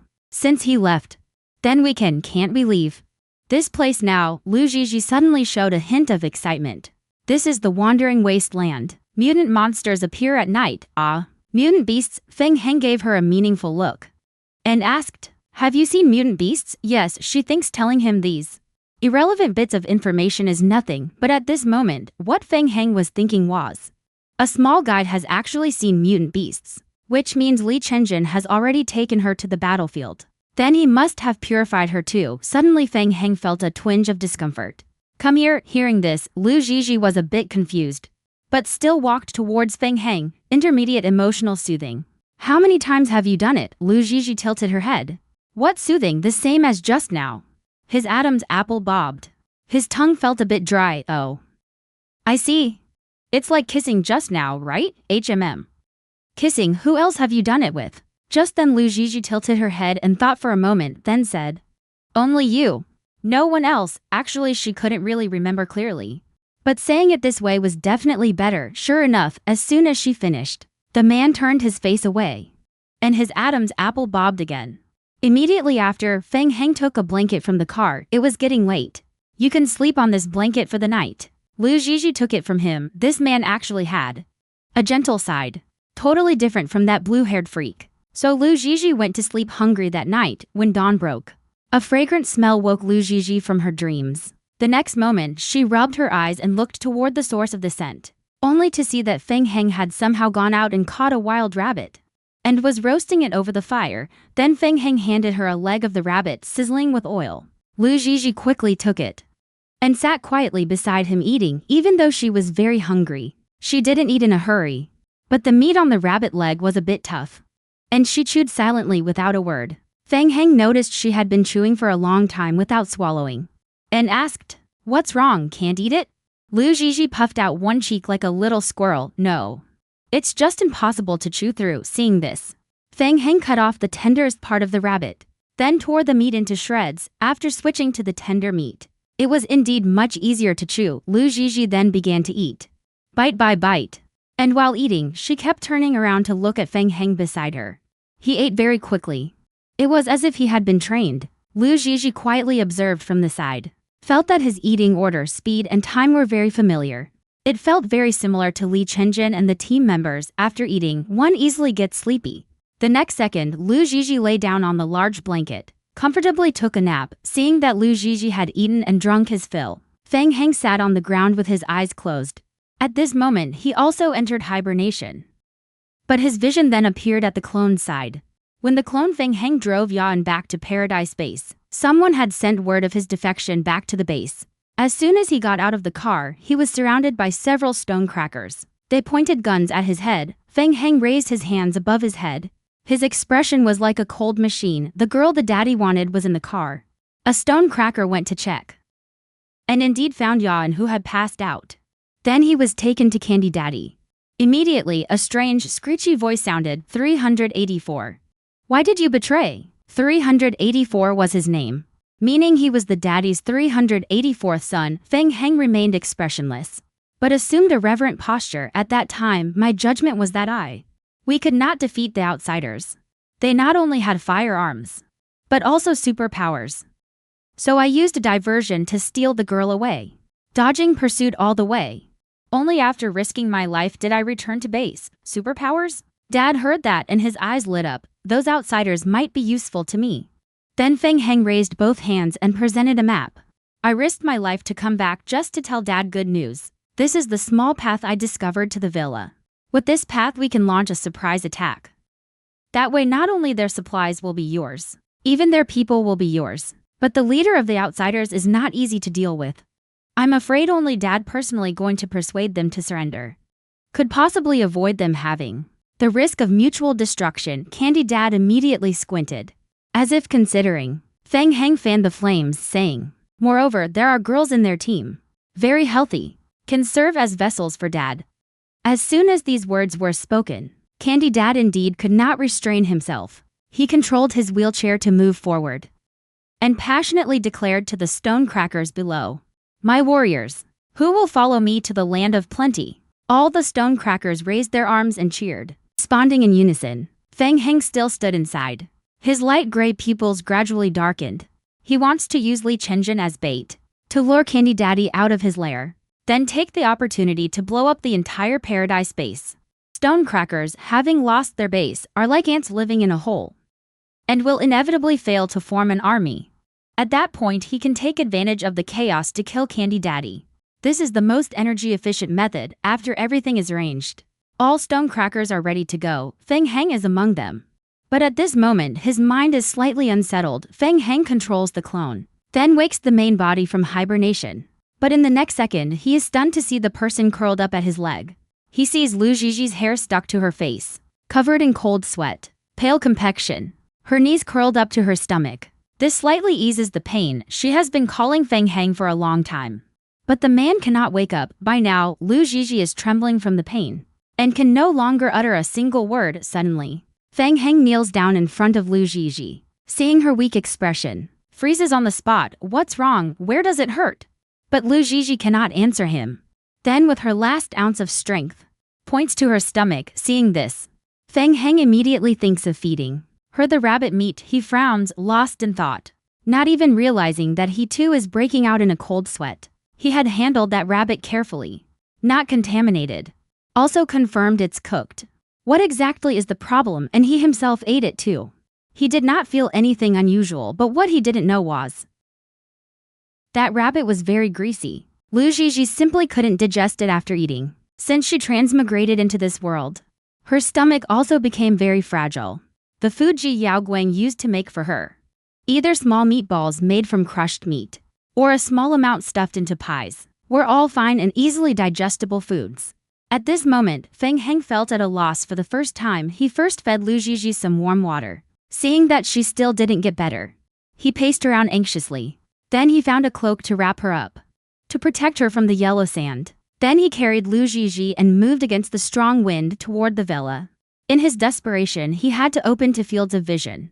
His ability activated. The doppelganger and the main body were both moving. He saw that Tangwo Laudi had already led a team and set off, and it would only take 2 hours to reach the villa area.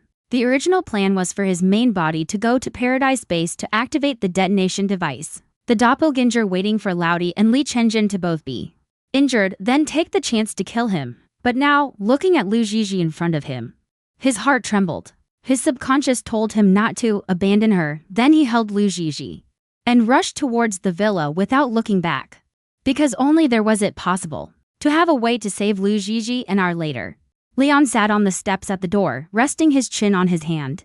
The others had all gone out to look for the little guide. Today it was his turn to stay on duty. But he felt that this feeling of helplessness was truly tormenting. Then he clasped his hands and prayed to the heavens, no matter which god. If you can hear my prayer, let the little guide come back quickly. As soon as he finished, Leon's expression drastically changed. He sternly reached out a hand, and all the stones within a 10-li radius instantly gathered into his hand. Just because of a sentinel's instinct, Leon sensed the presence of another sentinel. But that scent was too unfamiliar, causing him to become alert immediately. Not long after, Feng Heng's figure gradually appeared in Leon's sight. Leon frowned and looked, and was about to launch an attack. But the next second he saw Feng Heng carefully open his cloak, revealing Lu Zhizhi in his arms. When Lu Zhizhi woke up, the pain had already subsided. She opened her eyes, looked at the familiar ceiling, then sat up, completely bewildered. How did I get back? As soon as she got up, before she could even see her surroundings, a familiar face appeared in front of her. Baby finally woke up. Is your stomach still hurting? Suddenly, Ji Yaoguang's gentle voice appeared in Lu Zhizhi's ear. Did I really come back? The next second, she jumped out of bed almost as soon as the words landed. The door was pushed open by Li Chenjin. He walked in nervously. Li Chenjin's eyes met Lu Zhizhi's, who was still in a daze. The man, tense all over, saw this. His body slowly relaxed. He walked over wanting to hug her. But Li Chenjin's hand paused in midair, a complex look in his eyes, as if self-blame, but also mixed with some inexplicable reasons. In the end, Lu Zhizhi reached out first. Only then did Li Chenjin finally hug the girl in his arms. Familiar body temperature, familiar scent, familiar embrace. Lu Zhizhi affectionately nuzzled his cheek, but was pricked by Li Chenjin's stubble. Only then did she see clearly that her originally handsome face was now full of exhaustion, as if he hadn't slept in a long time. His eyes were all bloodshot. I made you worry, but I'm back now. I will never lose you again. Li Chenjin's voice trembled slightly. He stroked the back of Lu Zhizhi's head, buried his nose deep into the hair by her neck. For someone like Li Chenjin, who usually never shows his emotions, to react like this, Lu Zhizhi could imagine how anxious everyone must have been during the time she was missing. Then Lu Zhizhi glanced at the door. She saw Feng Heng standing at the door. She didn't know when he had arrived. He was now leaning against the door frame. His gray-blue eyes were staring straight at her. Then Lu Zhizhi understood. It must have been Feng Heng who brought her back to the villa. Then Lu Zhizhi walked over to Feng Heng. Thank you for bringing me back. Meanwhile, Ji Yaoguang looked at the watch on her wrist and said to Li Chenjin, 15 minutes left. Now Zhizhi is awake. What's our plan? Upon hearing this, Li Chenjin turned his head to look at Lu Zhizhi. Zhizhi, we might have to change homes. In 15 minutes, Shiliez will come to attack us. Lu Zhizhi's eyes widened. She looked at Chenjin, then at Ji Yaoguang, then looked at Feng Heng leaning by the door. Isn't there only 15 minutes left? How can everyone look so calm? Then Ji Yaoguang said gently to him. But we still want to ask for your opinion. Do you like it here? If you like it here, then we'll stay, brother. This isn't just up to him alone, right?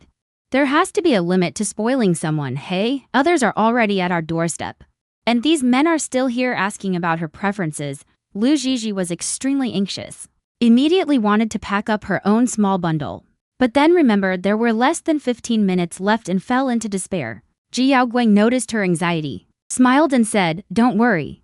With these two people here, this move isn't absolutely necessary. Hearing that, Lu Zhizhi looked at the other two men and asked Chenjin in confusion, did you know each other before? At that moment, Feng Heng came over and hooked his arm around Chenjin's shoulder and pretended to be close buddies as he said, we went to the same school before. Hearing that, Lu Zhizhi blinked her big eyes and looked at the two of them who were now standing shoulder to shoulder, but both were as stiff as if separated by a galaxy. She turned to Ji Yaoguang as if seeking confirmation and asked, do you know Feng Heng too? Ji Yaoguang's lips curled up into a suggestive arc. They are a few years older than me, so they are my seniors. Lu Zhizhi let out an "oh," and then remembered that was not the point. How did she get sidetracked? She asked again anxiously for confirmation. Can those two really defeat the bad guys when they work together? Junj and Feng Heng are both S-Glass Sentinels, and they used to go on missions together often, facing level 5 mutant beasts without any pressure. That's the truth. Chenjin's ability is good at group attacks, while Feng Heng's ability specializes in single-point breakthrough behind enemy lines. Because his clones are like phantoms. No one knows where they will appear in the next second. So the two have a strategic synergy. And almost no opponents. But right now, both their berserk levels are fluctuating around 80%. Feng Heng also has an avatar acting as a spy among the stone splitters. His energy and rampage index at this moment are exactly inversely proportional. If we're going to fight soon, it might be a fierce battle, therefore. Ji Yaoguang crouched down and gently asked Lu Zhizhi for her opinion. Can you perform a purification on them now? Maybe it'll end a bit quicker later. Lu Zhizhi naturally nodded in agreement. Purification is as easy as drinking water for her. Then the first one to be purified was Chen Jin. Ji Yaoguang and Feng Heng then walked outside the room to wait. After the door was closed, Chen Jin held Lu Zhizhi on his lap. Lu Zhizhi skillfully pressed her forehead against his. Not seeing the flash of tension in the man's eyes after quite some time, Lu Zhizhi entered Chen Jin's mental sea again. And unexpectedly found the waves this time were surprisingly calm. The sky was also clear. Not as oppressive and gloomy as before. The next moment, a firm chest pressed against her back. Chen Jin picked her up horizontally from the sea and walked step by step to the shore. Lu Zhizhi was placed on the soft sand. She looked at Chen Jin. Even though they were already very familiar with each other, the man still averted his eyes awkwardly. He hesitated, wanting to say something but stopped. What should be done? Lu Zhizhi was the first to ask. Last time she had stumbled into it by accident. I don't know how I ended up linked and purified with him. Now I don't know what to do, she recalled, as if remembering something.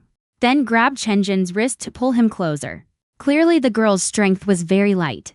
But the man's body uncontrollably leaned toward her. I remember now. Last time it was like this. Saying that, she pressed her lips against the man's.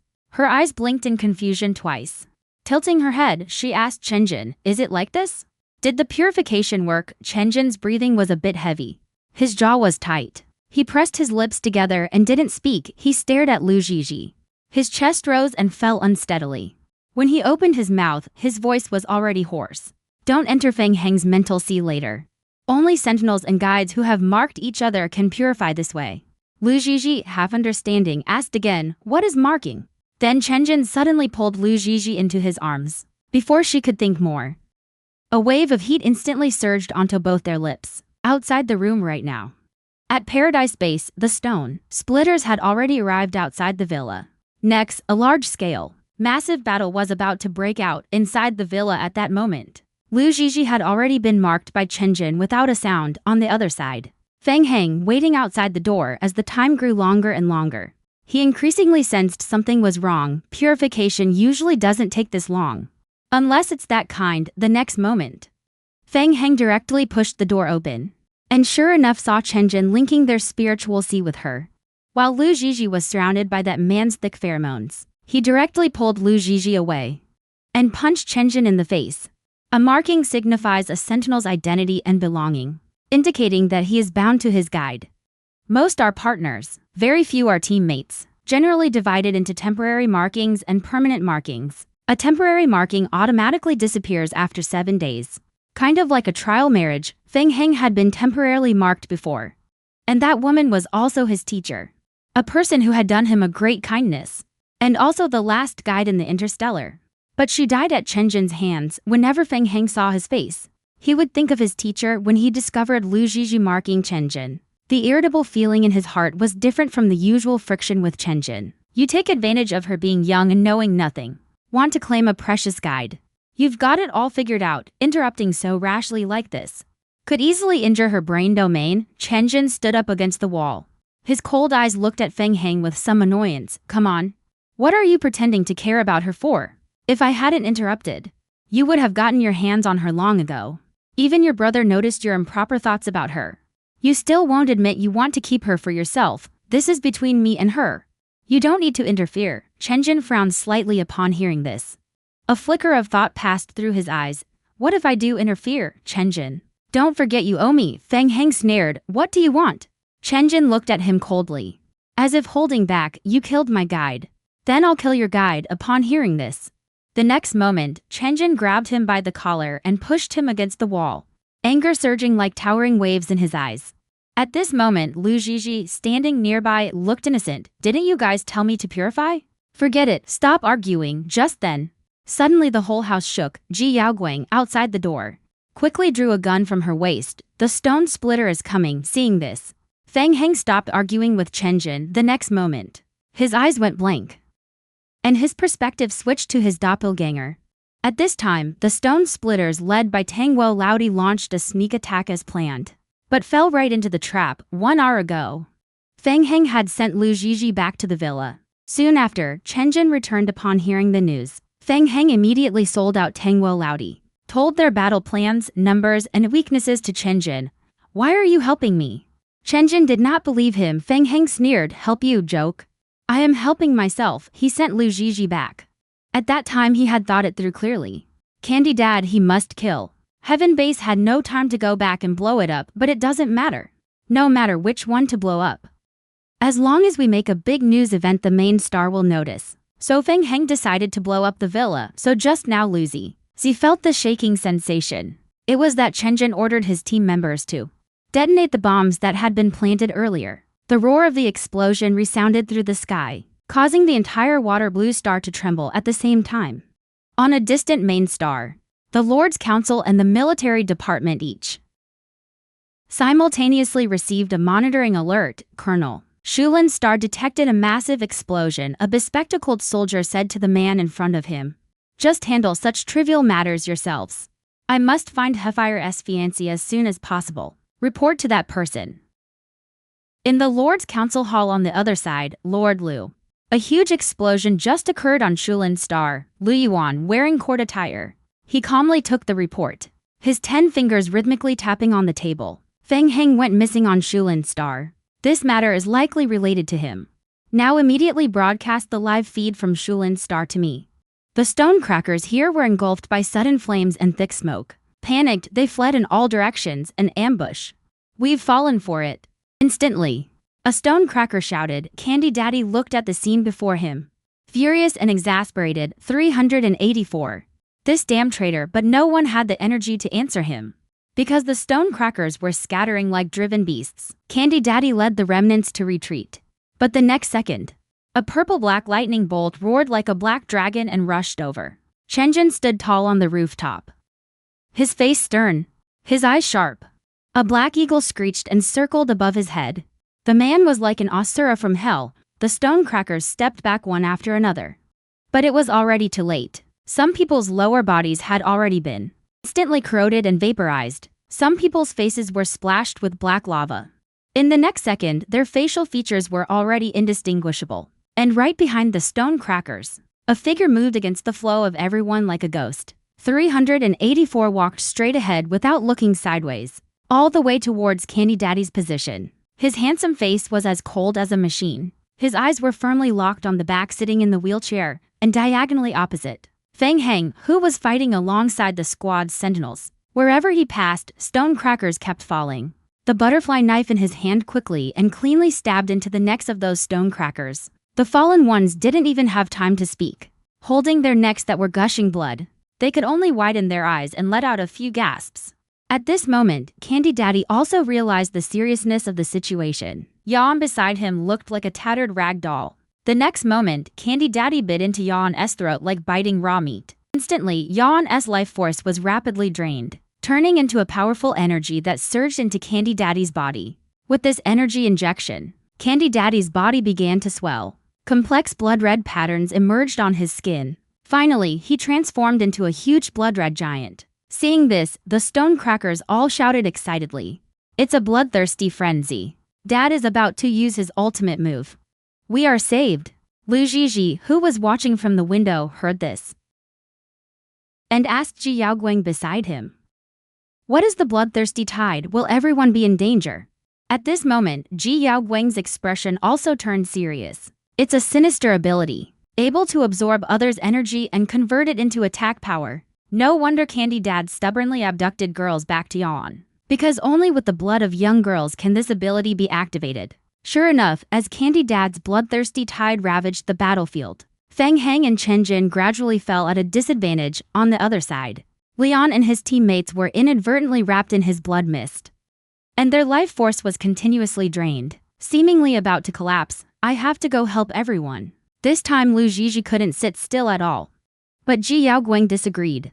They can handle it. If you go, who knows what might happen? Lu Zhizhi also knew he was too fragile, afraid of causing trouble for everyone. So he thought of a compromise. I won't go to the battlefield.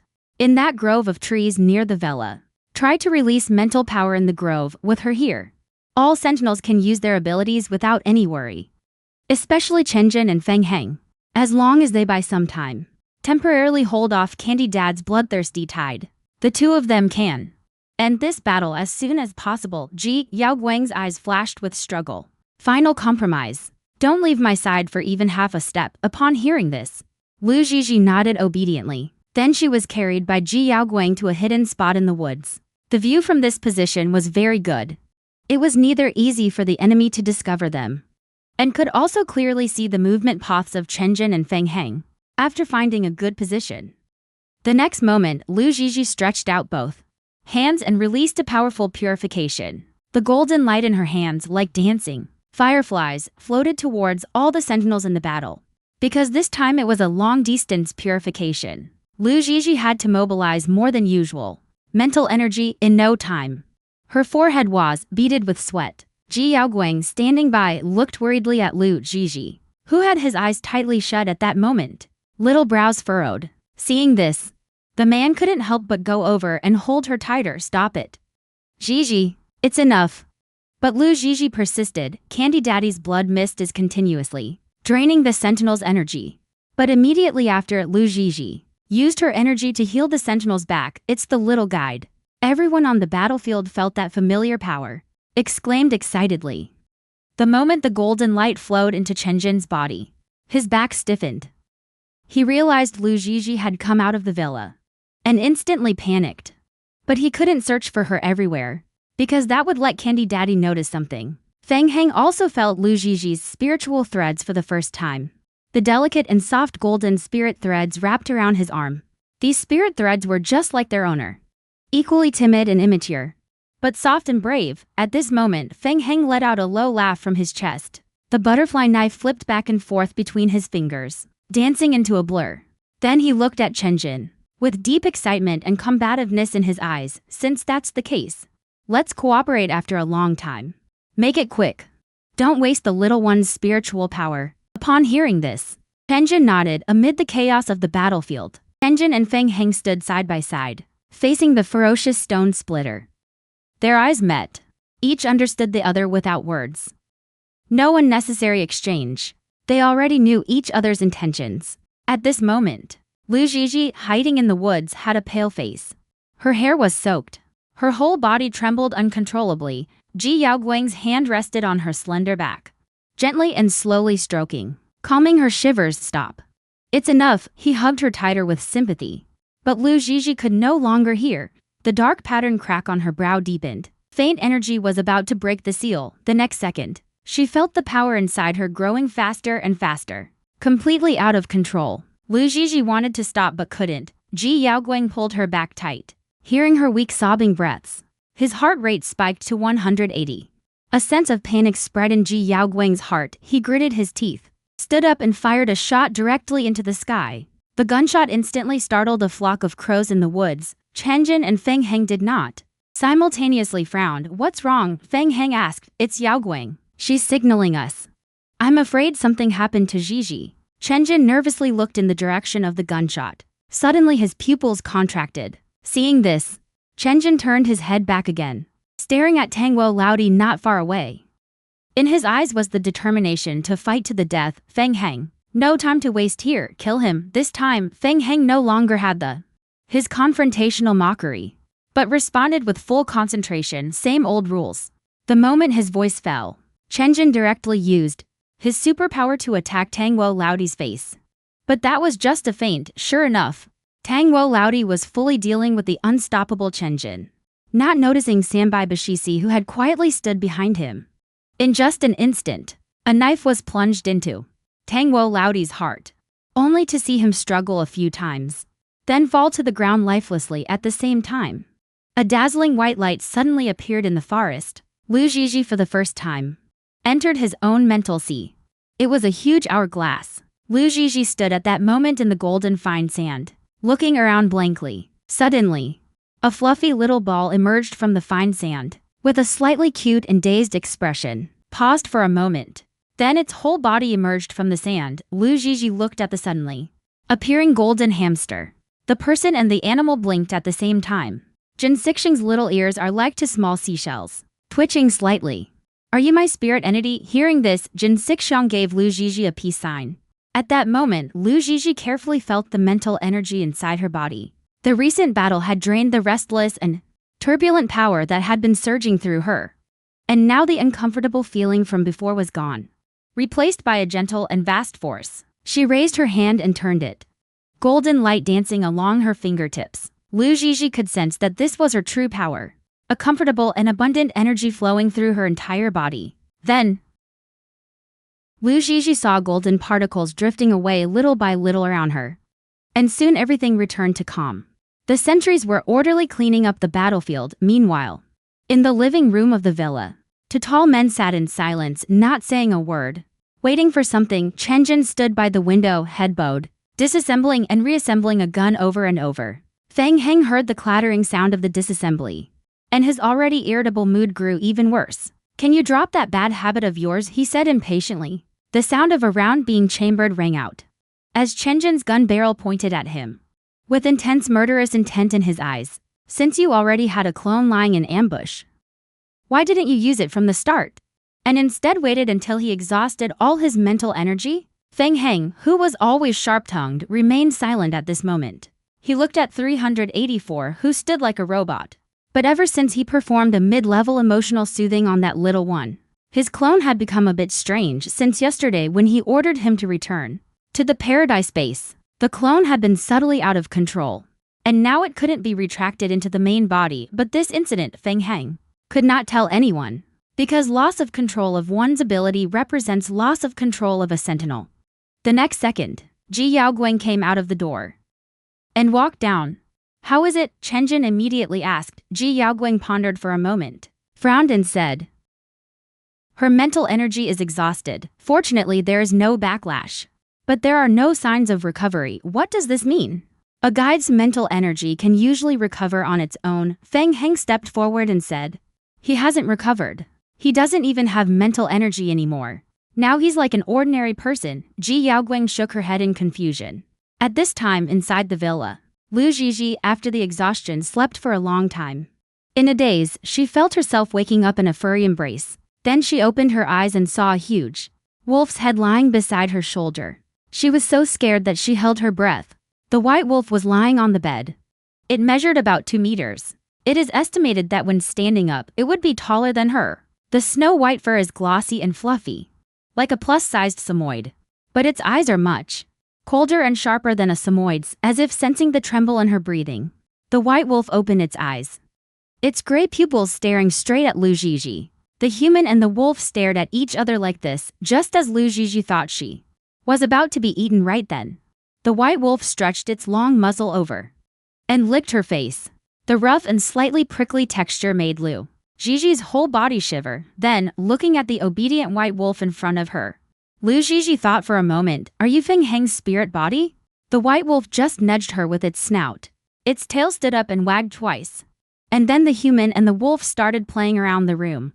Feng Heng noticed the moment Lu Zhizhi woke up, because the excited state of his spirit body was impossible to ignore. Just as he was about to go upstairs to check on that little one, halfway up the stairs, he suddenly froze all over.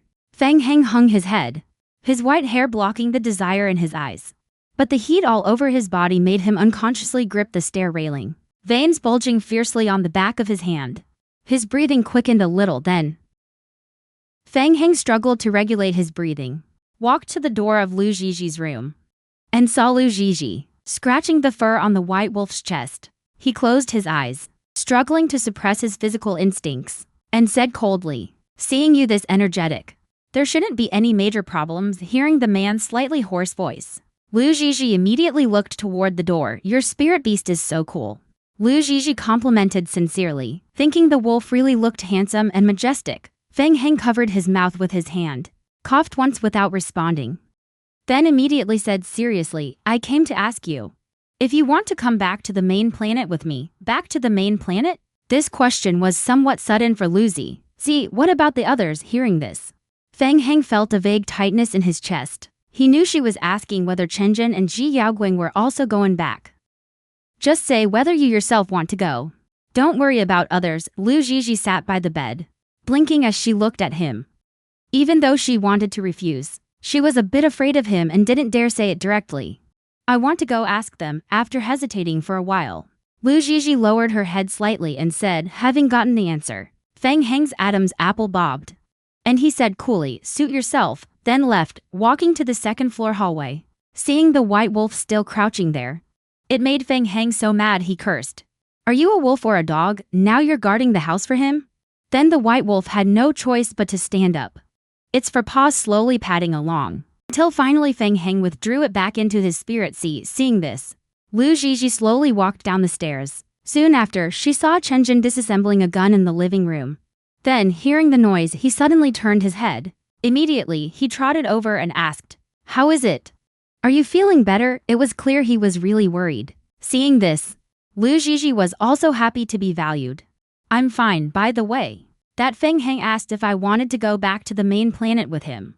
Hearing this, the man's lowered eyes didn't move. He was silent for a few seconds. Do you want to go? I don't know. Will the main planet be better than here? Before, I didn't take you back because of your guide identity. Now if you want to go to the main planet, you don't have to go with him. I can also take you back. Lu Zhizhi didn't understand. She asked, why can we go back now? Chen Jin pursed his lips and said softly, have you tried using your psychic power since you woke up? Lu Zhizhi was stunned for a moment. She raised her hand to release a golden light. But after waiting for a long time, nothing happened. Not giving up, she mobilized the energy in her body again. She closed her eyes and entered the spiritual sea. The psychic power was there. The golden silk bear was there. The flame was also there. But after leaving the spiritual sea, using the power again was like a spell failing. How could this be? Lu Zhizhi was instantly dumbfounded. Chen Jin was silent for a moment. Then his neck covered a layer of light red, as if brewing something. Then he said seriously to Lu Zhizhi, there might be one way to help you recover. You once linked to my spiritual sea. If you imprint with me, you can share my power. Maybe then your spiritual power can recover. Okay. Then we'll imprint. Lu Zhizhi didn't understand much about it, but she trusted Chen Jin, so she agreed right away. Seeing this, Chen Jin fell silent, only speaking after a long while. This imprint is a permanent one. Are you sure? He saw the trusting look in Lu Zhizhi's eyes, suddenly hesitated. Maybe he shouldn't coax her into becoming his partner, but let her make her own choice. Suddenly, a blinding blue light outside the window cut off his words. Dozens of flying ships were now hovering over the villa. Neatly uniformed sentries lowered cloud ladders and leaped down from midair, quickly and orderly surrounding the villa, followed by a rapid burst of footsteps. As Leon pushed open the room's door, his face serious. Brother Jun, we're surrounded by the military. As soon as he spoke, warnings came from outside the villa through a loudspeaker. Listen up, you inside. Hand over Duke Hefire's fiancé immediately, and we'll spare your lives. Leon scratched his head and asked, Duke Hefil's fiancé who, after asking, realized the entire villa only has one member of the opposite sex, Lu Zhizhi. Who else could it be? He looked at the girl in surprise. You're Hefil's fiancé? Lu Zhizhi was stunned by the question. She blinked blankly. Am I? After asking, he saw black faced Chen Jin's expression turned worse. In the midst of chaos, suddenly another wave of flying ships arrived. This time it was people from the Senate. They surrounded the military's flying ships and shouted to them, listen, military personnel, immediately hand over the sister of the Lord of the Upper Three Cities, or we will blow up your warship immediately. No. Who is the Lord's sister again? Liang was dumbfounded. He belatedly looked at Lu Zhizhi again. His mouth gaped in shock. Little guide. So you are from the Lu family? Chen Jin's gaze was complex. He frowned at her. The Lu family, one of the three great clans. It is said that this generation only has one daughter. Lu Zhizhi was completely baffled again and again. Why me again? In a moment, Chen Jin had already led Lu Zhizhi downstairs, saw Feng Heng sitting on the sofa with arms crossed. He asked in a deep voice, did you bring them? Feng Heng shrugged and said, I only sent a signal to the Star Central Command. The other two factions are not after me. With that, he glanced at Lu Zhizhi, who was hiding behind Chen Jin. A hint of self-mockery at the corner of his mouth. as if talking to himself, yet as if deliberately speaking for others to hear. Thought she was just a poor little homeless thing. Turns out she's a hybrid little princess, finally. Chenjin had the door opened and invited the 3 representatives into the villa for talks. Lu Zhizhi sat anxiously at the dining table.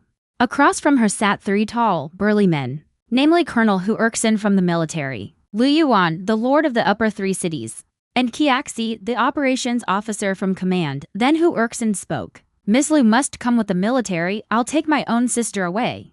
No need for you all to trouble yourselves. Qiaxi's gaze wandered among the few people, and never one to shy away from stirring the pot, said, how about letting Miss Lu decide for herself who to go with? The gazes of everyone, including Chenjin, Ji Yaoguang, Feng Heng, and the others, all fixed squarely on Lu Zhizhi. Why don't you guys play rock, paper, scissors? Lu Zhizhi really had no idea what to do at this point. Then Lu Yuan stood up, walked right up to Lu Zhizhi, and extended his hand toward Zhizhi. Come here.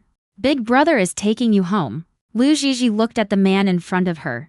Though it was their first meeting, she didn't find him a stranger. Lu Zhizhi bit her lower lip lightly and stood up hesitantly, just as she took a step towards Lu Yuan. Her slender wrist was grasped by Chenjin. She wasn't going anywhere. At that moment, Chenjin's voice rang out. The 2 men's eyes met.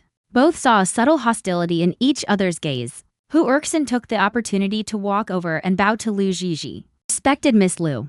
Don't you miss Duke Hellfire? Lu Zhizhi didn't like this man with heavy breathing. She hid behind Chenjin, asked, who is Hellfire? Upon hearing this, everyone was stunned for a moment. Hu Erkson said, you don't remember. He is the crown prince of the royal family. He was engaged to you. Lu Zhizhi shook her head. She saw Lu Yuan's brow furrow slightly. His probing gaze turned to her. Qiaxi, who had been watching the fun all along, was also sizing her up while stroking his chin. Seeing this, Ji Yaoguang spoke up at the right time. When we rescued her from the belly of the mutant beast, she already didn't remember her past. Please don't scare her. Lu Yuan pondered for a moment. Since that's the case, then I should take Zhizhi home immediately. The military has the most advanced medical equipment. It can do a full body checkup for Miss Lu. Hu Erkson seized the opportunity to say a word. They are siblings reuniting. What are you, an outsider, doing here joining in the fun? A cold voice rang out. Hu Erkson frowned and looked over. Saw Feng Heng slouching in the chair. Humph. I respect you as one of the 5 S-class. I don't want to waste my breath on you. Hu Erkson looked at Qiaxi and demanded, General Qiaxi, why haven't you taken this private acting sentinel back? Seeing this, Qiaxi said with a smile, I'll leave right away. I'll leave right away. He gave Feng Heng a circular electronic neck collar and said, Sentinel Feng Heng, please come back with me and explain. Feng Heng looked at that neck collar, gave a cold laugh. His eyes showed blatant provocation. What? Do you really think we sentinels are dogs? Lu Zhizhi noticed that the sentries present as Feng Heng said this all had slight changes in expression. She looked at the collar with the blue glowing dot. Very cold material. Wearing it around the neck must be uncomfortable. She tugged on Chenjin's sleeve. Asked, why were that? Sentries have strong combat ability, but are prone to berserking. This is a specially made paralysis collar. Inside there are hundreds of thousands of needles invisible to the naked eye. Once worn, the whole body becomes paralyzed. To prevent sentries from rioting, Lu Zhizhi frowned after hearing this. Suddenly found it very cruel. Even though they fight with such desperation against the alien beasts, they still have to be guarded against by their own people. Qiaxi was still smiling good-naturedly, but the warmth had already left his eyes. Sentry Feng Heng, this is the rule. Please proceed. Feng Heng stared at Qiaxi and simply did not move. After a long standoff, then Qiaxi snapped his fingers. Immediately, a squad of dozens of sentries entered, as if they were about to take Feng Heng down, and the next moment, forcibly put a collar on him. Don't do this. Don't treat him like this. Lu Zhizhi ran over and stood in front of Feng Heng. A few sentries paused slightly. All looked at their commander Qiaxi. Qiaxi rubbed the back of his head and said with a smile, oh, Miss Lu, you're really putting me in a tough spot. At this moment, Li An and the others had already gathered around Lu Zhizhi immediately, facing off against the sentries from headquarters. Chenjin and Ji Yaoguang also stepped forward, protecting Lu Zhizhi in the middle. Are you trying to oppose the central command of the Star Alliance? Qiaxi asked with a half-smile. Lu Zhizhi didn't want to deal with this smiling tiger, and immediately pulled Feng Heng to her side. At this moment, Feng Heng was also watching the young woman in front of him. No longer tense and hostile toward Qiaxi like just now. His voice, when facing Lu Zhizhi, even softened a bit. I lied to you. And you still help me. How stupid is that? Lu Zhizhi looked into his gray eyes and said, no matter what. You never harmed me from start to finish. I remember all of it. Feng Heng's smile froze for a moment. A complex emotion flickered in his eyes. The next second, he turned his head away and sneered, mind your own business. Go back and be your little princess. Lu Zhizhi knew she couldn't do anything for him. Feeling a bit down, they treat you like this. Why don't you resist? Aren't you a very powerful sentinel? I'm just a dog for the command. A combat tool. What difference does it make whether I resist or not? Feng Heng's resistance will only make sentinels. This group fall into public opinion. Sentinels are dangerous. Uncontrollable. Lu Zhizhi felt her heart tighten. She couldn't bear to see sentinels who risked their lives for humanity being treated like this. She wanted to do something.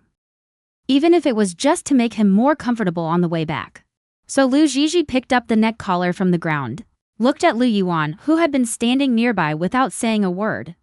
She spoke somewhat awkwardly. Brother, can you ask them not to put this thing on Feng Heng? He'll behave. Lu Yuan's eyes shifted slightly. Just as he was about to speak, Hu Erkson spoke sternly to him from the side. If that kid runs away, Miss Lu, will you take responsibility? The team members were very displeased with Hu Erkson's tone towards Lu Zhizhi. Each one raised their chin and glared at him fiercely. Hu Erkson was surrounded by the sentinel's pressure and was startled for a moment. What are you staring at? Fighting on the battlefield is your duty. Don't act tough with me here. Are your ranks even worthy of shining my shoes? This statement made all the sentinels present feel disgusted. Qiaxi also stopped smiling. The look in his eyes at Hu Erkson was like looking at a stupid pig. Because Hu Erkson was different from him. He climbed the ranks through bootlicking and flattery. What a real battlefield looks like he has probably never even seen. After hearing this, Lu Zhizhi got so angry that her little fists clenched. She retorted, then how did you get your rank? Wasn't it earned by sentinels charging forward one after another on the front lines? And resisting alien beasts is not the duty of sentinels alone. It's the responsibility of all humanity. If you exclude yourself, then you are not human. She said it all in one breath. Her little face flushed with anger. Instantly, everyone present's eyes fell on her at that moment. Even the sentinels under Hu Erkson cast grateful glances at her. At this moment, under Lu Zhizhi's words, many soldiers cast grateful looks at her. Leon and the others in the squad also looked at Lu Zhizhi, showing moved smiles. No one treats sentinels as human beings. Only Lu Zhizhi stood up to speak for them. So what if she doesn't have spiritual power? She is the only guide they recognize. At this moment, Hu Erkson was refuted into silence, just about to lose his temper. But his shoulder was firmly pressed down by Lu Yuan. Colonel Hu Erkson, my younger sister. As the elder brother, I will teach. So no need for you to speak. Hu Erkson saw Lu Yuan's cold gaze, and wisely did not offend him. Lu Yuan walked up to Lu Zhizhi and said to her, you've forgotten about home. But not your little temper. Let's go. Come home with your brother. In the end, Lu Yuan stepped in. Feng Heng did not put on the paralysis collar. But just in case, he was still bound hand and foot. And Lu Zhizhi was taken aboard the flying ship by Lu Yuan. Chen Jin beside them was silent for a long time. Even though there was no reason to stop them, he still held tightly onto Lu Zhizhi's hand and wouldn't let go. Ji Yaoguang, in the midst of the chaos, collected, picked up her usual things. Don't eat things taken from the fridge directly. When sleeping at night, put a thin blanket under the thick quilt. Don't be too greedy for coolness. Don't eat too many sweets. Don't sleep too much during the day. Otherwise you won't sleep well at night. Lanyan Palace lacks nothing. There are servants who have watched her grow up. No need to say more. Lu Yuan broke in upon seeing this. Ji Yaoguang held Lu Zhizhi's hand. Her eyes were terrifyingly red. She hugged him at the last second before parting. Baby, I will come find you. Lu Zhizhi was a bit reluctant. Wanted to say something more to them. But the next second was. Lu Yuan pulled them apart. Her gaze went over Chen Jin's shoulder. Saw him standing there dumbfounded. His face lost all expression inside the flying ship. Lu Zhizhi dejectedly held a rabbit plush toy. Why can't I take them back with me? They are all bounty hunters not in the system. The main planet has strict management mechanisms. Unauthorized personnel like them simply cannot enter the gates of the upper 3 cities. The main planet has 12 cities in total. There is a very clear class division into upper 3 cities and lower 9 cities. The upper 3 cities are full of noble families, celebrities, or some who struggle to get in, rich merchants, while the lower 9 cities are packed with all sorts of people, mostly lower class. If they have the ability to get into the upper 3 cities, I will not stop them from coming to see you. Lu Zhizhi slightly ignited a spark of hope. But her nose and eyes were both bright red at the moment. At this moment, inside the Senate, Herson in military uniform stood in the garden, looking very out of place. At this moment, he was bending over towards the person watering flowers in front of him. Wherever the flower watering person moved, his head would follow to that spot. His body always kept at a 90-degree angle. Oh dear. General Herson, why haven't you been excused from bowing yet? A voice of indeterminate gender came from above. Herson's forehead was sweating. He said respectfully, "You didn't let me rise." "I will not rise, General. You are excused from the formalities." After the garden was silent for dozens of seconds. Just then a light and slow voice came. Hearing this, Hu Erkson slowly straightened his stiff waist. "I heard that Miss Lu has returned. And you failed to receive her. It is my dereliction of duty." Hearing the reprimand from the person before him, Hu Erkson's sweat had already dripped onto his eyelids. "Look, are my flowers well tended?" As soon as he said the word good, Salui's lips lightly touched, silently uttered a spell, only to see a blood vine extend from the blooming flowers, tightly wrapping around Hu Erkson's neck. Watching his face flushed with blood, Hu Erkson with bulging eyes, the man chuckled happily. "General, I'm just playing a little joke on you. Why aren't you laughing?" Hu Erkson clawed desperately at the blood vine with both hands, twisted his face and lifted the corners of his mouth, revealing a terrified smile. "General Hu Erkson, I told you. I must have this girl from the Lu family." At this moment, Hu Erkson's face was no longer flushed, but pale as paper. He struggled to make sounds from his throat. "Next time I will." Before he finished speaking, he was interrupted by Salui raising his hand. "No need for you." In less than a second, Hu Erkson lay on the ground without a sound. He admired the wall of flowers in front of him, with a bright smile, his gaze cold and damp. "Everyone is back. I'll play with her myself." Inside the blue-silver palace not long after, Lu Zhizhi leaned her chin on her hand, resting against a window. Sighed for the 108th time. Behind her stood a row of maids, with worried looks. "Miss, the sun is nice today. Do you need me to set up a parasol by the pool for you?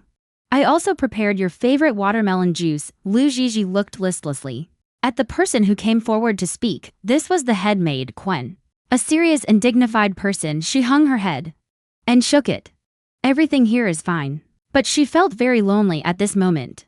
A maid entered to deliver a message. "Miss, it's time for the luncheon. His lordship requests your presence in the banquet hall for the meal." Lu Zhizhi asked, "Who else is there?" "Some noble young ladies and gentlemen. And your fiancé, Duke Hefire." Upon hearing this, a hint of interest appeared on Lu Zhizhi's face. She had heard about this fiancé from the villa on Water Blue Planet, and she wanted to see what kind of person he really was. Inside the banquet hall, a group of well-dressed men and women were gathered in small groups, whispering among themselves. "Miss Lu is really lucky to have been found after all that. So then, her wedding with His Highness Hefire is still going ahead as planned. Ah, is he really going to marry her? Didn't she inherit none of the Lu family's abilities?" The next instant, the grand doors of the banquet hall were pushed open. Lu Zhizhi, dressed in the head maid's uniform, the dress that was matched for her, appeared at the banquet. On the other side, Lu Yuan was surrounded by a group of people chatting. After seeing Lu Zhiji's dress, he slightly frowned. Hefire was originally embracing a noble woman, and out of the corner of his eye saw Lu Zhizhi walk in. His gaze slid over and froze. The hand holding his wine glass trembled slightly with excitement, but he kept restraining the urge to approach. The men standing opposite Hefire obviously also noticed Lu Zhizhi. Each with burning gazes. Hefire a second ago was still casually flirting with the woman in his arms, but upon seeing their stares, his face turned cold instantly. "Who are you looking at while talking to me?" The men quickly turned their faces, raised their glasses and gave Hefire a placating smile. The few noble ladies who had just been gossiping about Lu Zhizhi now had a flicker of jealousy in their eyes, but in an instant put on smiling faces and rushed over with exclamations. "Zhizhi, it's so good. You're finally back." "Yes. We all missed you so much. Where did you go? Why did you suddenly disappear?" Lu Zhizhi took a sip of the juice in her glass. She didn't know a single person before her, but they seemed very enthusiastic toward her. So she followed the script Lu Yuan had taught her in advance, took a long trip. Just got back recently. I heard it's because Hefao wants to break off the engagement with you. And you were so heartbroken that you ran away from home. One girl started attacking first. Then she pretended to cover her mouth, looking regretful and saying, "Oh no. Why did I bring that up? Making you think of your sad memories again. Sorry about that." Lu Zhizhi just felt confused right now. Should she play along and act upset? Because Lu Yuan had strictly told her not to let anyone find out she lost her memory. Before she could figure out how to act, she heard a sneer coming from behind. "Break off the engagement? Who told you that?" Lu Zhizhi looked over and saw a man in flashy court attire strolling over. Elegant and handsome, with a lipstick mark on his slightly open collar. Adding a touch of decadent indulgence, Hefao swirled the glass in his hand, smiling sarcastically at the girl who had just spoken. "Were you lying under my bed or squatting outside my villa every day? You even know whether I'm breaking off the engagement?" At that moment Hefao stood about 3 steps away from Lu Zhizhi, staring at her quietly. Lu Zhizhi tilted her head and curiously sized up the man in front of her, feeling an inexplicable familiarity with him. Was he her fiancé? Lu Zhizhi was about to speak to him when the woman beside him coiled around his arm like a water snake, acting coy. "Your Highness, why bother with those spoiled girls? Didn't you just say you wanted to drink the wine from my mouth?" At this moment, Lu Zhizhi, who had just taken a step, immediately withdrew it. "It seems what those noble ladies said is true. Hefire's engagement with her should be dissolved soon. That's great. One less person to deal with." Then Lu Zhizhi walked towards Lu Yuan. Seeing the girl's eyelashes droop, she looked a bit sad, then quietly turned and left. Hefire's lips moved, wanting to call out to her, but met Lu Yuan's eyes. At this moment, Lu Yuan, not far away on the other side, was staring straight at Hefire, his gaze carrying a hint of warning. Suddenly, Lu Zhizhi felt a jacket fall on her shoulder. "I'm not cold." She looked up, blinked, and said to Lu Yuan, "Wear it." Lu Yuan wouldn't let her take it off. Lu Zhizhi had to wear it. She sat on the chair beside him, watching her poke the cake into mush. After a long while, a low voice sounded. Not happy. At this moment, Lu Zhizhi's face was clearly filled with unhappiness. Seeing this, Lu Yuan was silent for a moment and said, "I have news of Feng Heng." Sure enough, Lu Zhizhi's hand that was digging a hole in the small cake stopped. She looked at Lu Yuan without speaking, just looked at him with watery eyes, pleadingly. "Feng Heng has safely returned to the main star. Past the Central Command's review board. Estimated that she would be reinstated soon." Lu Zhizhi quickly asked, "What about Li Chenjin and the others?" Just as Lu Zhizhi finished speaking, suddenly a snake from nowhere slithered onto her shoulder. Its blood-red tongue touched the back of her neck, making her freeze solid. Then a soft, feminine voice sounded from behind. "Long time no see, little Rose." Lu Zhizhi was so scared she dared not move. She held her breath. Out of the corner of her eye, she looked at the man sitting next to her as if nothing was wrong. "Is this your snake? Take it away quickly." Saluoi raised an eyebrow, squinting and smiling at you. "Didn't you like it when you were little? So, little Rose? Do you like my spirit animal, though?" "Forgot. You've been silenced by me. What to do? I can't hear your pleas anymore." Saluoi had an expression that seemed excited. Then a crisp snap of fingers was heard on Lu Zhizhi's wrist. Out of thin air, a bracelet appeared, in the shape of a snake-coiled tail. Even the scales on the snake were carved lifelike. "This is a gift to welcome you back. Do you like it?" Just as Lu Zhizhi was dumbfounded, a wave of dizziness hit her brain. The next moment, Lu Yuan was seen anxiously crouching in front of Lu Zhizhi. Her ears kept hearing Lu Yuan's anxious voice. Lu Zhizhi's dilated pupils suddenly constricted. She took a big breath, immediately looked around. "Brother, what just happened to me?" Lu Yuan's hand brushed her sweaty forehead, his expression tense. "No matter how I called you, you didn't respond." It lasted for 5 or 6 minutes. She stood up and looked at the deputy beside her. Whispered, "Did Saluoi just come?" We guarded very tightly. He couldn't have come in immediately after. Lu Zhizhi was taken back to the palace by Lu Yuan to rest. Until they were alone, Lu Zhizhi said uneasily, "Brother, there was also a strange man back then. And he gave me a bracelet. Where is your bracelet?" Lu Zhizhi looked at her bare wrist, suddenly dazed. Lu Yuan also had a serious expression. "If I'm not mistaken, You just fell under his illusion. Lu Zhizhi widened her eyes in surprise. But everything was so realistic. And it felt very real. Saloy's ability is to weave illusions. I just didn't expect he has already advanced to this level of power. He can pull you into his illusion without being present. You must remember what I'm about to say. This afternoon, Lu Yuan was cramming information about Saloy for her. In summary, he is not human. Not a sentinel either. No one knows how he was born. But he has shown extraordinary abilities since childhood. That is the word spirit. The words of Saloy were regarded as divine decrees by the people of the 12 cities. It was he who prophesied the arrival of the Gate of Disaster. That day happened to be when the alien beasts Tide invaded the human world. Also in human history, the darkest day, the sentinels and guides were also born after that day. Therefore no one knows how old Saloy really is. Only know that he never ages. Zhizhi. Don't approach him. He is very dangerous. Saloy is a high seat of the Senate, holding the highest decision-making power. Our family cannot compete with him now. Lu Zhizhi said with a small, bitter face. But I don't even know him. Why is he bullying me? Did I meet him when I was a child? Regarding this, Lu Yuan only knew the gist. Lu Zhizhi and Salo Yi's intersection was indeed when she was 6 years old. The brother and sister followed their parents into the Senate. While playing in the garden, Lu Zhi had encountered a green snake. At this time, what Lu Zhizhi did not know was she had already had a conflict with Saloy when she was young. At that time, the snake was curled up in a ditch, barely alive. Lu Zhizhi was young, did not know what fear was, and was at an age of overwhelming sympathy, so she fished the snake out of the ditch, rinsed it clean with water, applied medicine to it. Children have boundless energy. The green snake that was on the verge of death under Lu Zhi's hands was played with almost to death until it was almost dark. Lu Zhizhi was taken home by her parents. Its snake life was finally spared. After she heard Lu Yuan finish speaking, her first thought was, this is bad. Isn't this directed at me? And I even tortured his spirit form half to death. That's how the conflict was formed. I heard snakes are very vengeful creatures at night. Lu Zhizhi tossed and turned.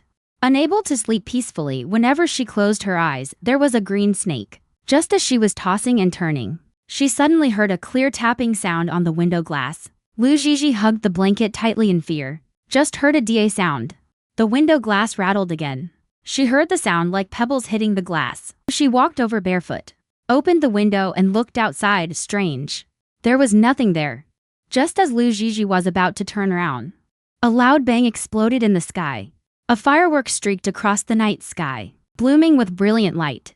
It was like a huge flower instantly blossoming in the air. Colorful specks of light scattered, falling like a meteor shower. A delighted smile appeared on Lu Zhizhi's little face.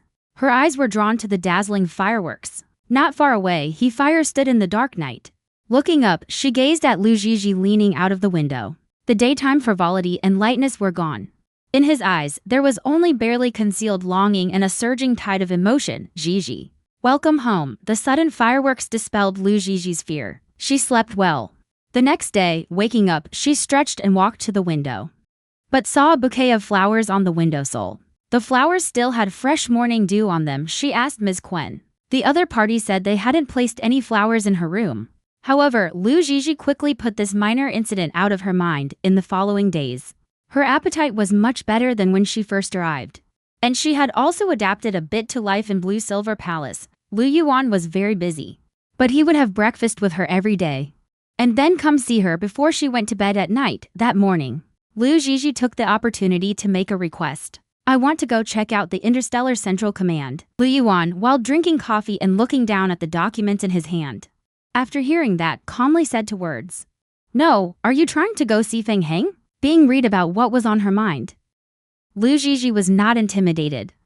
She demanded, can't I? You promised before. Lu Yuan's gaze finally moved from the documents to her. He took a sip of coffee and said, I only agreed that I wouldn't stop them from coming to see you. But since you came home, have they come? Only you are the one who can't let go. Lu Zhizhi was a bit hurt by his words. Her eyes reddened, she lowered her head and fell silent. Lu Yuan looked at her with a pitiful and aggrieved expression. He frowned, his hand picked up the dinner knife. He cut the ham on the plate into 6 perfect equal parts. Then he placed it in front of Lu Zhizhi. Zhizhi. That past experience in the time we've spent together even takes up less than 1/10. Why do you care so much about them? Lu Gigi put down her knife and fork. The next moment, she wanted to get up from her chair and leave. But Lu Yuan pressed her shoulders and made her sit down. Are you not listening to your big brother's words now? His voice was not harsh. On the contrary, it was very calm. But this made her feel somewhat suffocated. Although Lu Yuan had always been good to her, but he vaguely revealed a desire for control that made her instinctively want to avoid. Since it's only 1/10 of ours, then why does Big Brother care that I care about them? Lu Yuan's expression paused for a second. Soon returned to his usual composure. He was silent for a while. Finally, he conceded a step. After breakfast, I'll take you for a walk. Lu Gigi knew when to stop. Immediately gave him a sweet smile. Star Central Command is located in the 4th city of the lower 9 cities. As soon as Lu Gigi entered, she was stunned by the high-tech wonderland feeling. The core hall was wide and towering. The walls around were covered with huge holographic displays. She saw a tall white tower not far away through the glass, and asked curiously, "Is that for transmitting signals?" A staff member immediately introduced it to her. This is the White Tower, where all the sentinels of the 12 cities live. And of course, back in the day, the guides also lived here. She pressed against the glass, staring at the White Tower. Lost in thought, what she really wanted to see most were Li Chenjin and Ji Yaoguang. And of course, the squad members too. Coming to see Feng Heng was also in the hope that he could help her contact them. Lu Yuan could tell what she was thinking, and said nothing. But the warmth in his eyes dropped a few degrees. Let's go. Didn't you want to look around? Right now, Lu Gigi walked along while listening to the staff member's explanation. Currently, 3 of the top 5 S-Class Sentinels are all under the command of the central headquarters. According to the ranking, first place is S-Class Hector, who single-handedly wiped out a bug nest, and his ability is invisibility. But right now, Sentinel Hector has gone berserk, and has been locked up in the White Tower. The second-ranked S-Class Sentinel is Feng Heng, who at his peak could split into thousands of clones. But now that guides have gone extinct, his ability is probably very hard to use. Lu Gigi said hopefully. I heard that Feng Heng has returned. Can I see him later? Upon hearing this, the employee looked troubled. Miss Lu came at a bad time. Sentinel Feng Heng is confined to quarters. He won't be out for 15 days. It said he left the organization without permission during a mission. Then the employee led Lu Gigi over to a giant poster, and she said excitedly, the third-ranked S-Class Sentinel Jia Shi is also my idol. This is our star-level Sentinel. I could talk about his achievements for days on end. Lu Gigi lost some interest after learning she couldn't see Feng Heng. Now looking at the flashy man on the poster, she casually asked, with so many achievements, why is he only third? Well, because Sentinel Jia Shi's hobbies are a bit special, and he has offended many guides because of that. So no one is willing to purify him, which has caused his abilities to never be fully displayed. Employee. His expression was somewhat cryptic, and after saying that he quickly added, but Sentinel Jia Shi has restrained himself a lot now, because there are no more guides in the galaxy for him to offend at this time. Lu Gigi remembered Li Chenjin, and wondered where he ranked among the top 5. So she asked, what about the other S-Class Sentinels not under Central Command? Oh, there were also 2 Sentinels, Li Chenjin, who had once were one of us. But because of an old incident from a few years ago, he chose to leave the command center. Otherwise he would still be ranked second. The other Sentinel is named Lin, because his bloodline is half insectoid. He is not accepted by the main star. Lu Gigi asked thoughtfully, what exactly made Sentinel Li Chenjin leave? But the employee was just about to explain, when Lu Yuan directly interrupted, it's noon. I'll take you to get something to eat. Lu Yuan didn't relent this time, and led Lu Gigi out. Just then Lu Gigi had a clever idea, thinking of turning back through the revolving door, but unexpectedly bumped into a chest. Miss, in broad daylight, throwing yourself into my arms. Lu Gigi heard an extremely low male voice, magnetic with a slightly husky texture. Like a bass cannon, the man was wearing sunglasses, but couldn't hide his exceptionally superior bone structure. With slightly wavy medium-long black hair, Sentinel Jia Shi. What brings you here? Just then, the employee ran over excitedly. Jia Shi hooked his sunglasses down onto his nose, revealing a pair of enchanting, alluring fox-like eyes. I'm here to deliver the medical report. Hearing this, the employee immediately said fawningly, you could have just told me about this. Why did you bother to come in person? Jiashi didn't speak, but his gaze slithered around Lu Jiji's body like a water snake. This made Lu Jiji instantly get goosebumps all over her body. She felt that this was not a friendly look, more like a hunt in the jungle, or locking onto prey. Lu Yuan stepped forward, stood in front of Lu Jiji, blocked Jiashi's gaze. Nothing's wrong, we just leave first until we've walked far away. Lu Jiji only then felt that gaze behind her disappear. He is the third-ranked Jiashi. Doesn't look that strong. A strong person always has an aura. For example, Li Chenjin and Feng Heng. Even Lu Yuan this kind has a commanding presence. But Jiashi they just bumped into only made her feel uncomfortable all over. Jiashi is a sentinel who relies heavily on a guide. Without a guide, his ability is as good as useless. What is his ability? Mental resonance. Lu Jiji learned from Lu Yuan. This is an ability that can penetrate the enemy's brain domain to perform mental interference. But this interference, due to the sentinel's extremely strong five senses, is often bidirectional, somewhat like harming the enemy 1,000 and losing 800 of your own after eating. Lu Jiji deliberately pretended to sleep. Immediately was ranged by Lu Yuan in a VIP room. Sleep. I'm going to discuss something with Kiyoshi.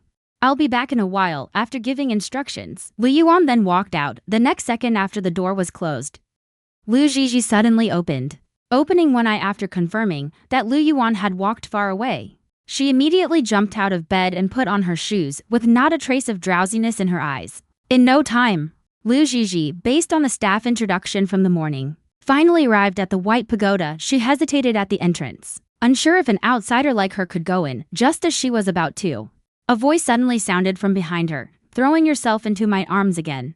Have you, miss? It was Jiashi. Lu Jiji looked up at him. Jiashi gave a wicked smile. Since you're here, I'll take some precious time out of my schedule to play with you. Lu Jiji was taken by Jiashi to a consultation room.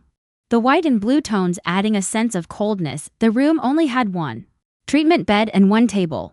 As simple as it could get. The sound of the door locking rang out. Lu Jiji nervously looked over, seeing Jiashi walking towards her step by step. Then she step by step backed away, her thin back pressed against the cold wall, her voice trembling a little. You've seen my brother. Know who he is. You wouldn't want to offend him, but the man seemed to have heard some joke. He said sarcastically, you think a sentinel who has no tomorrow would fear those in power? His arms propped on either side of Lu Jiji's face, his tall body like a cage, trapping the petite person inside. Before Lu Jiji could react, Jiashi directly kissed her lips, pinching her chin and invading her mouth. Lu Jiji was frightened by the sudden perverted behavior, pushing his chest for a while. Only then did Jiashi let go, only to see him staring at Lu Jiji, showing a hint of surprise and ecstasy. You actually are a guide. What the hell is wrong with you? I'm not interested in you. I'm here to find Feng Heng. Lu Jiji was completely speechless before Lu Jiji could say more. The next second, Jiashi used his ability to enter Lu Jiji's spiritual sea. He stood on golden colored fine sand searching for Lu Jiji's figure. Outside, Lu Jiji might not be able to resist Jiashi, but at this moment inside her spiritual sea, he can control everything. Lu Jiji extended both hands, releasing spiritual power, and Jinzi Zhang, standing beside, says to Jiashi, chatters. It seems he was cursing very dirty. Jiashi, who saw this, the next second he actually knelt on the ground with both knees. Then with curved eyes he looked at Lu Jiji, not hiding the desire in his eyes. Miss Guide, please whip me harshly. Lu Jiji finally knows from the staff's mouth about Jiashi's special hobby really is what he simply is. A dead pervert who deserves a beating. Lu Jiji feels that letting him stay here any longer, even 1 second, is spiritual pollution to herself. You quickly get out of my mental sea. Imprint me. From now on, I am your dog. You can make me do anything. Jiashi pulls the corner of his mouth, staring deeply at Lu Jiji. I don't need a dog. Get the hell out. Jiashi, however, seems to have enjoyed being scolded by her, biting his tongue tip, smiling at her. Why don't you need one, Miss Guide? You haven't tried me yet. I promise you that I will serve you well. Lu Jiji is completely speechless. Behind the powerful S-Glass Sentinel is actually a pervert who likes to be someone's dog. At this moment, Jiashi kneels on the ground, with a look full of anticipation, looking at Lu Jiji and standing to one side. Lu Jiji is also dumbfounded. Bro, you're at least an S-Glass Sentinel. but secretly have this kind of perverted hobby immediately after. Lu Zhizhi closes his eyes, trying to exit his own mental sea, but finds it completely out of his control, obviously. Jiaxi's ability is still operating, I said. Unless you imprint me. Otherwise I won't let go. Lu Zhizhi forced herself to calm down, recalling what Lu Yuan said, and said to him, You just want to be purified, right? Jiaxi's eyes flickered. Looking at her without speaking, I can purify you. But as a condition, you can't use your powers on me anymore. Otherwise we'll just drag this out. Jiaxi's eyes slanted upward, as if thinking, isn't imprinting me a good thing? After that you can use me however you want. Lu Zhizhi irritably slapped his hand away. Don't push your luck. Seeing Lu Zhizhi's firm attitude, Jiaxi backed down. And finally they reached an agreement. Then Jiaxi raised his hand to stroke her head, but Lu Zhizhi dodged with disgust. Flinching, this instinctive avoidance made her smile freeze, and her pretty fox eyes drooped as she said, I just wanted to stimulate your brain area. Your mental power is sealed. Didn't you know? Lu Zhizhi was a bit surprised, so that's why I can't use mental power. Outside my mental seat, Jiaxi shrugged, then knelt before her and said ingratiatingly, I can help you unlock it, okay? Lu Zhizhi gave him a cold glance, saying, I still won't imprint you. Jiaxi saw she wasn't falling for it and just smiled, then focused on unblocking her seal. I have to say, although this man is a jerk, his abilities are very strong. Lu Zhizhi finally understood why. He was ranked third. Jiaxi's power seemed to create a channel for Lu Zhizhi. The original seal has now become a door, allowing her to open it whenever she wants, and close it whenever she wants. And even how much mental power to reveal was entirely up to her after that. Jiaxi opened his arms and pulled Lu Zhizhi into a hug, letting out a thirsty sigh. Miss Guide, did I do well? Can you reward me now? Lu Zhizhi hated his clingy behavior. Then she placed both hands on his hard abs and pushed him away. Purification doesn't need to be that close. The next moment, she casually released mental threads, sure enough, under Jiaxi's stimulation. At this moment she could, without breaking the seal, freely use her mental power. Golden light threads wrapped around Jiaxi's body strand by strand. He was like a puppet on strings, his whole body connected by countless golden threads. Jiaxi was now like being wrapped in a warm liquid, his heart filled with peace and calm. His originally noisy mind was miraculously soothed by her power. After doing all this, Jiaxi stopped his ability. Lu Zhizhi also withdrew from the mental sea just as Lu Zhizhi wanted to quickly leave this damn place. She saw the kneeling Jiaxi gently tugging at the corner of her skirt. Using those beautiful fox eyes, looked at Lu Zhizhi and asked, When is the next time? Lu Zhizhi wanted to say there is no next time, but she had seen Jiaxi's madness, so she used a delaying tactic to trick him, saying, Every time I finish purification, I'm very exhausted. I need to rest for a month to recover. I'll come find you in a month. And Jiaxi immediately leaned against the door, with a satisfied expression, and said in a rather good mood, Feng Heng is on the top floor. Take my card. No one dares to stop you, Lu Zhizhi. Lu Zhizhi heard this, turned around and caught the electronic card he threw. Was stunned for a moment. Didn't expect him to help her. But she said nothing, didn't even give him a glance, and directly walked away from Jiaxi. Watching her back that didn't turn around, he curled his lips into a smile, ungrateful. The little liar. Soon after, Lu Zhizhi swiped the card and took the elevator to the 66th floor. A row of voice-activated lights automatically turned on, and on both sides of the corridor were transparent glass isolation cells, making one feel a chill as soon as they step in. Lu Zhizhi walked to the end to saw Feng Heng in the isolation cell. His upper body was naked. His arms were tied behind his back. A metal magnetic collar was locked around his neck. Heavy chains connected to the floor bolts in the corner. His head, now hanging low. His white hair covers most of his face, making his expression invisible. Lu Zhizhi cautiously approached. She crouched down and called out softly. After more than 10 seconds, Feng Heng slowly raised his head. He wore a muzzle on his mouth. His eyes hidden behind his white hair looked at the opposite side. Feng Heng, are you okay? Lu Zhizhi pressed her hand against the glass, saw his pale face. Feng Heng finally confirmed that she was real and not an illusion. He walked a few steps forward to the west. Every step was very slow, until the chain was taut, with no more room left. Then he stopped. How are you here? His voice was hoarser than usual. I asked my brother to bring me here. Are you okay? Lu Zhizhi saw him fall silent for a few seconds. The handsome face behind the muzzle gave a slight mocking smile, seeming to have regained his usual arrogance. Can't die. Don't worry, his voice was very soft. Lu Zhizhi was a bit relieved and asked, why are they keeping you locked up? Afraid I'd report them. So they're intimidating me. Feng Heng didn't intend to let her know too much. It would not be good for her. So he changed the subject and said, how does it feel to go back to 3 cities and become a little princess again? Lu Zhizhi rested her chin on her hand, tilted her head, and thought for a moment. Brother, Ms. Quen, and everyone in the Blue Silver Palace have been very good to me. But I miss everyone very much. Feng Heng knew that her everyone referred to Chen Jin and the others. After 2 seconds of silence, I understand him. As long as he wants to return to the upper 3 cities. Any difficulty is not a difficulty. Chen Jin Yi definitely will come find her about this. Lu Zhizhi has never doubted that. She is just worried that there will be many obstacles in this process. I will wait. Just don't know when that day will come. Half a month, maybe even sooner, really? Seeing surprise appear in his eyes, Feng Heng at this moment felt that he had made a wise decision not to take the clone before I was locked up. They had almost reached the main star. He didn't tell Lu Zhizhi. Chen Jin wants to return to the upper 3 cities and must pay a price. He feels that the smile of the person in front can make him relieve pain because it has been a while since he came out. Finally, Lu Zhizhi had to hurriedly say goodbye to Feng Heng as soon as she entered the VIP room door. Then saw Lu Yuan holding coffee, staring seriously over, only to see Lu Yuan examining the coffee in his hand. After a long while he spoke, have you seen Feng Heng? A bit happier, Lu Zhizhi, seeing that he didn't mean to blame. The nervous mood eased a little. Then pursed lips and smiled sweetly.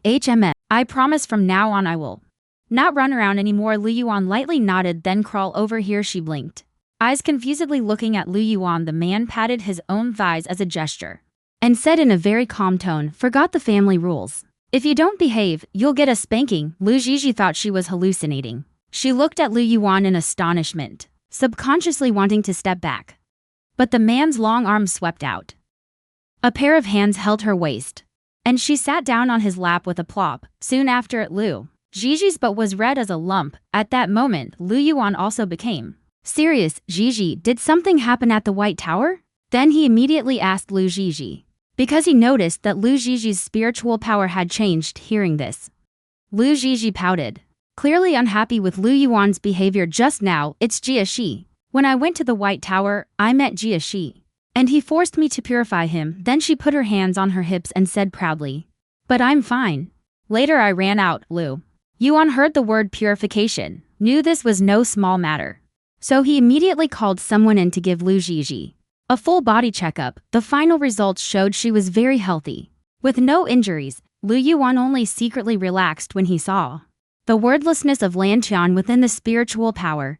One day a week later, Lu Zhizhi received a notice from the Senate, requiring her to go to the Central Command for an aptitude test. Lu Yuan saw this, calmly saw off the messenger.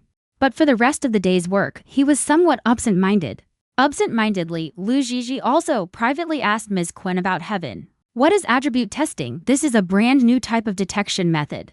It can determine whether a person's attribute is a sentinel or a guide, as well as the corresponding ability level in the most recent experimental results.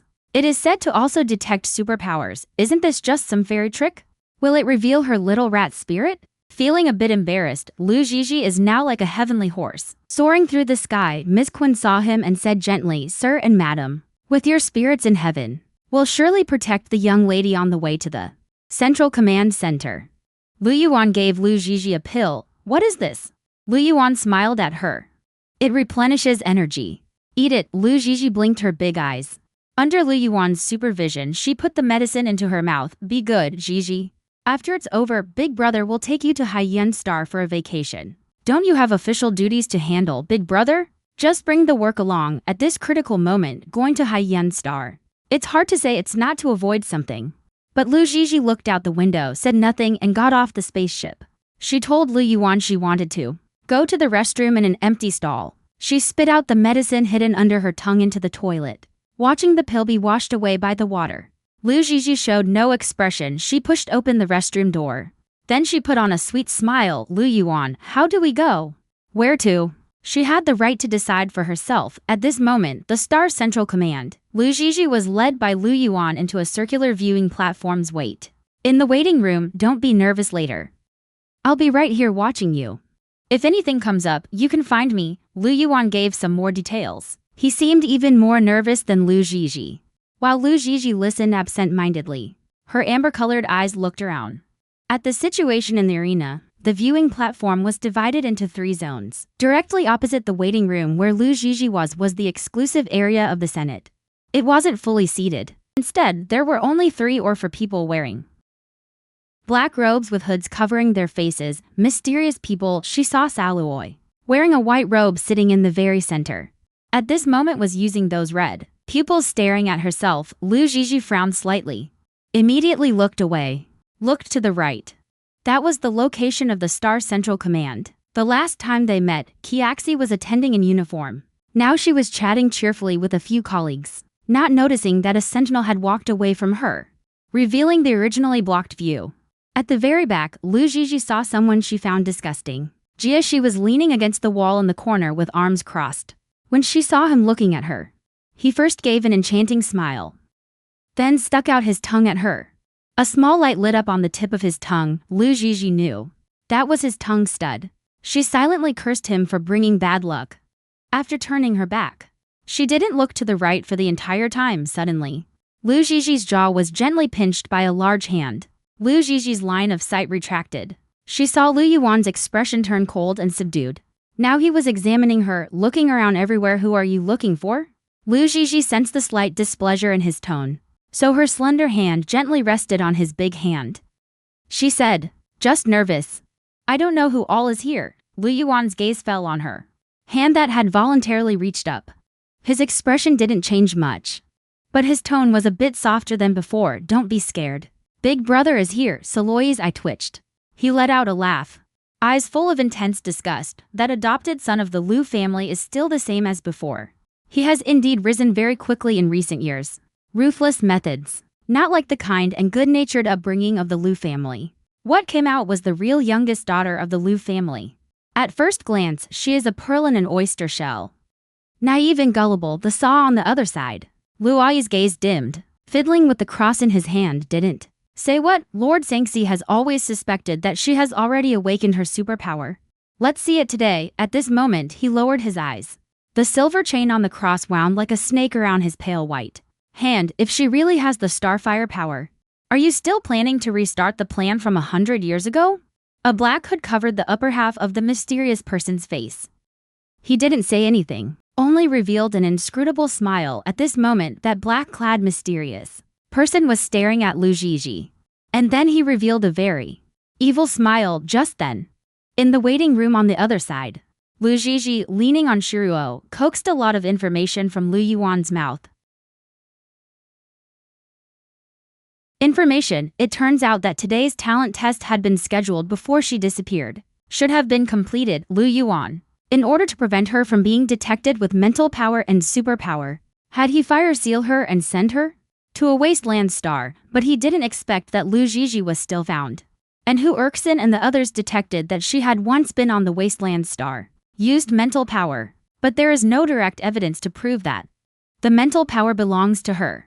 So she clings to it relentlessly. However, what Lu Yuan didn't tell Lu Zhizhi is, at this moment, the Senate seized the opportunity to bring up old matters. Testing her mental power is a pretense. In reality, it's to see if she actually has any supernatural ability. At this time, Lu Yuan, with a focused gaze at Lu Zhizhi, also has some pity in his eyes. Zhizhi, remember, once you sense something wrong, immediately step down from the testing platform. And Lu Zhizhi saw the worry in his eyes. She nodded obediently. Immediately after, the sound of wheels rolling rang out. Lu Zhizhi saw several sentries pushing up from the center of the venue. A huge instrument. The body of the instrument is cylindrical. Its surface is embedded with countless tiny runes and complex circuits. At this moment, the sentry in charge of today's guard glanced sideways at Lu Zhizhi and said to his companion, "Guides have been extinct for years. It would be strange if she were a guide. They make us use our supernatural abilities to move this big thing back and forth. I really want to get off work. It's just a formality anyway." But even without mental power, at least she would have some supernatural ability, right? Otherwise, What's the difference from those weak humans in the lower 9 cities? Exactly. I'm so sick of protecting humans. They have no ability themselves but keep whining and acting like I'm weak so I'm right. An attitude, on the other side, a few aristocrat young masters watching. We've just started a game right here, guys. Do you want to play around? Let's see if that little loser from the Liu family can finally turn things around this time, huh? This game of yours can't get off the ground. No one is stupid. Guides have been extinct for so long, and at this very moment, a noble lady on the spot took off her bracelet and said, I bet Miss Liu has special abilities, turning to look.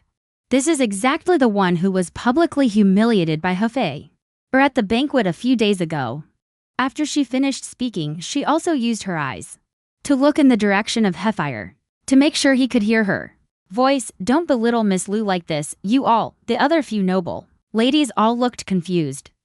Della, are you feverish? Della is not feverish. She is even very clear-headed. Last time she was humiliated by Hefei. After the humiliation, she went home and figured out one thing.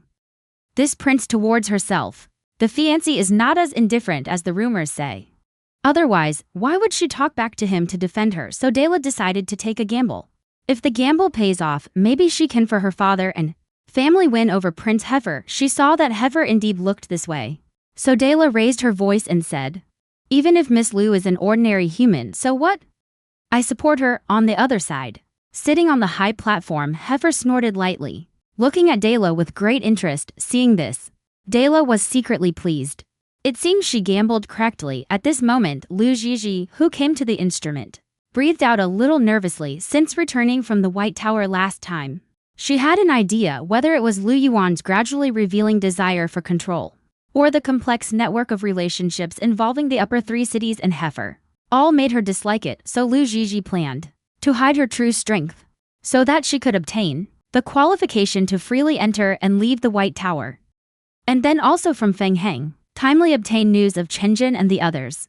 At least she could have some freedom, without having to beg Liu Yuan for everything. Only then Liu Zhizhi had just placed it on. The magnetic ball in the center of the instrument began to spin rapidly, and the huge gear in front also began to turn.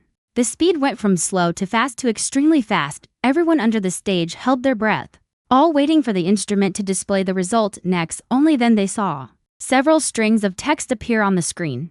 Mental power, none. Supernatural ability, none. Saloy, who had been quietly observing from the side, gave a triumphant smile. It seemed that this result had been within his expectations. Bai Hui. Soon all kinds of voices rang out in the venue. I told you so. It's just a waste, really wasting my time. Even someone rushed. Liu Zhizhi yelled impatiently. Hurry up and get off the stage. What are you still standing there for? Liu Zhizhi looked up at the screen in surprise, then looked at his own hand.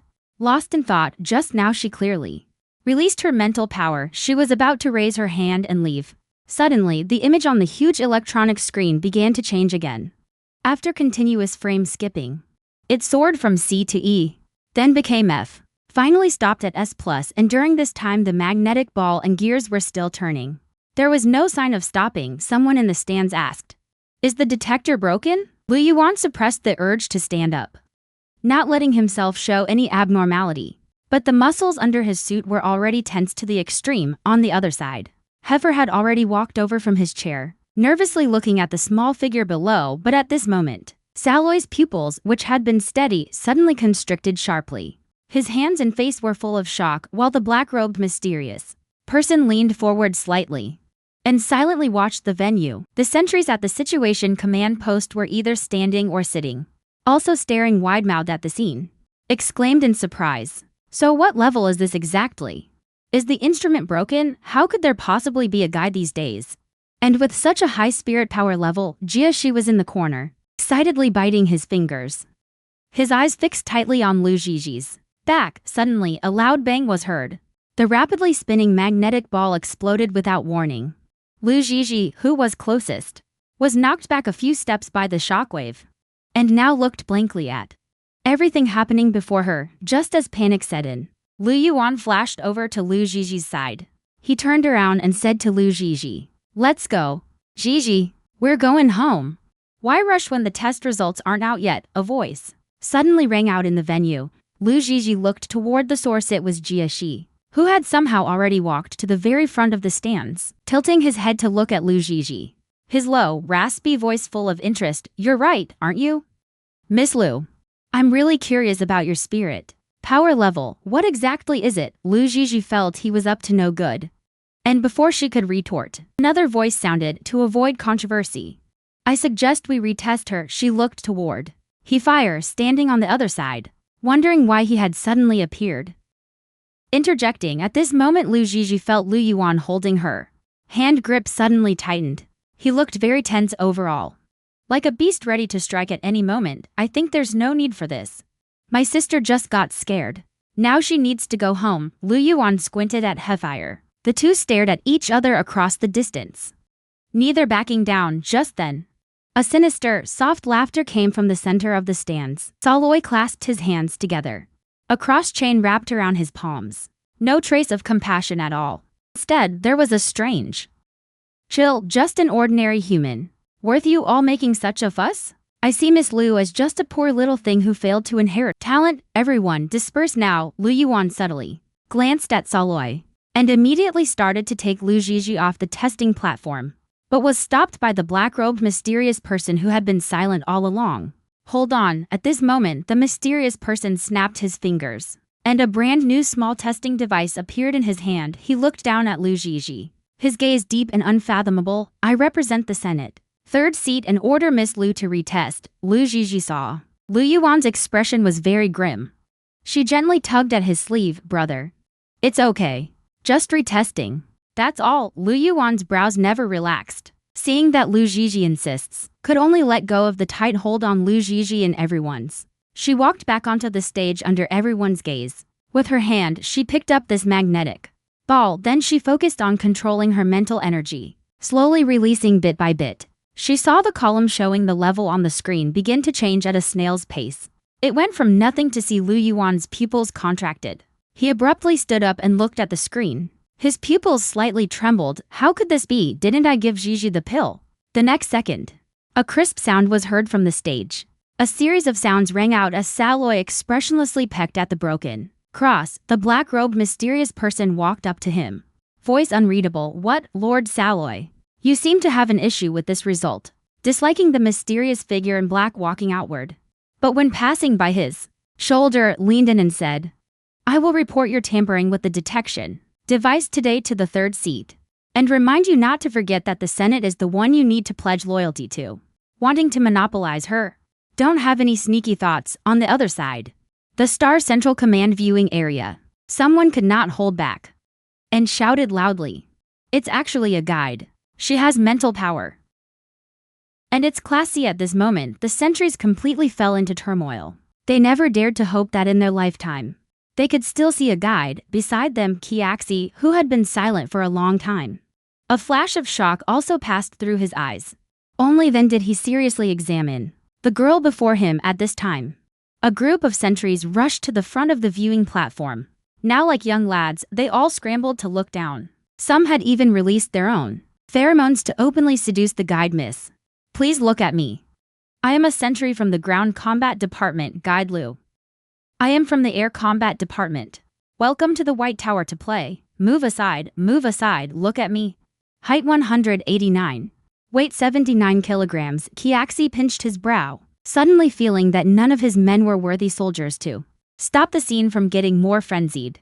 He poured cold water and said, even if Miss Lu is a guide, she is only the lowest grade sea level, likely unable to even perform a complete spiritual guidance. Moreover, she only has spiritual power, no supernatural ability. This means she simply cannot support you on the battlefield, and even needs you all to protect Kiaxi, who turned cold-faced.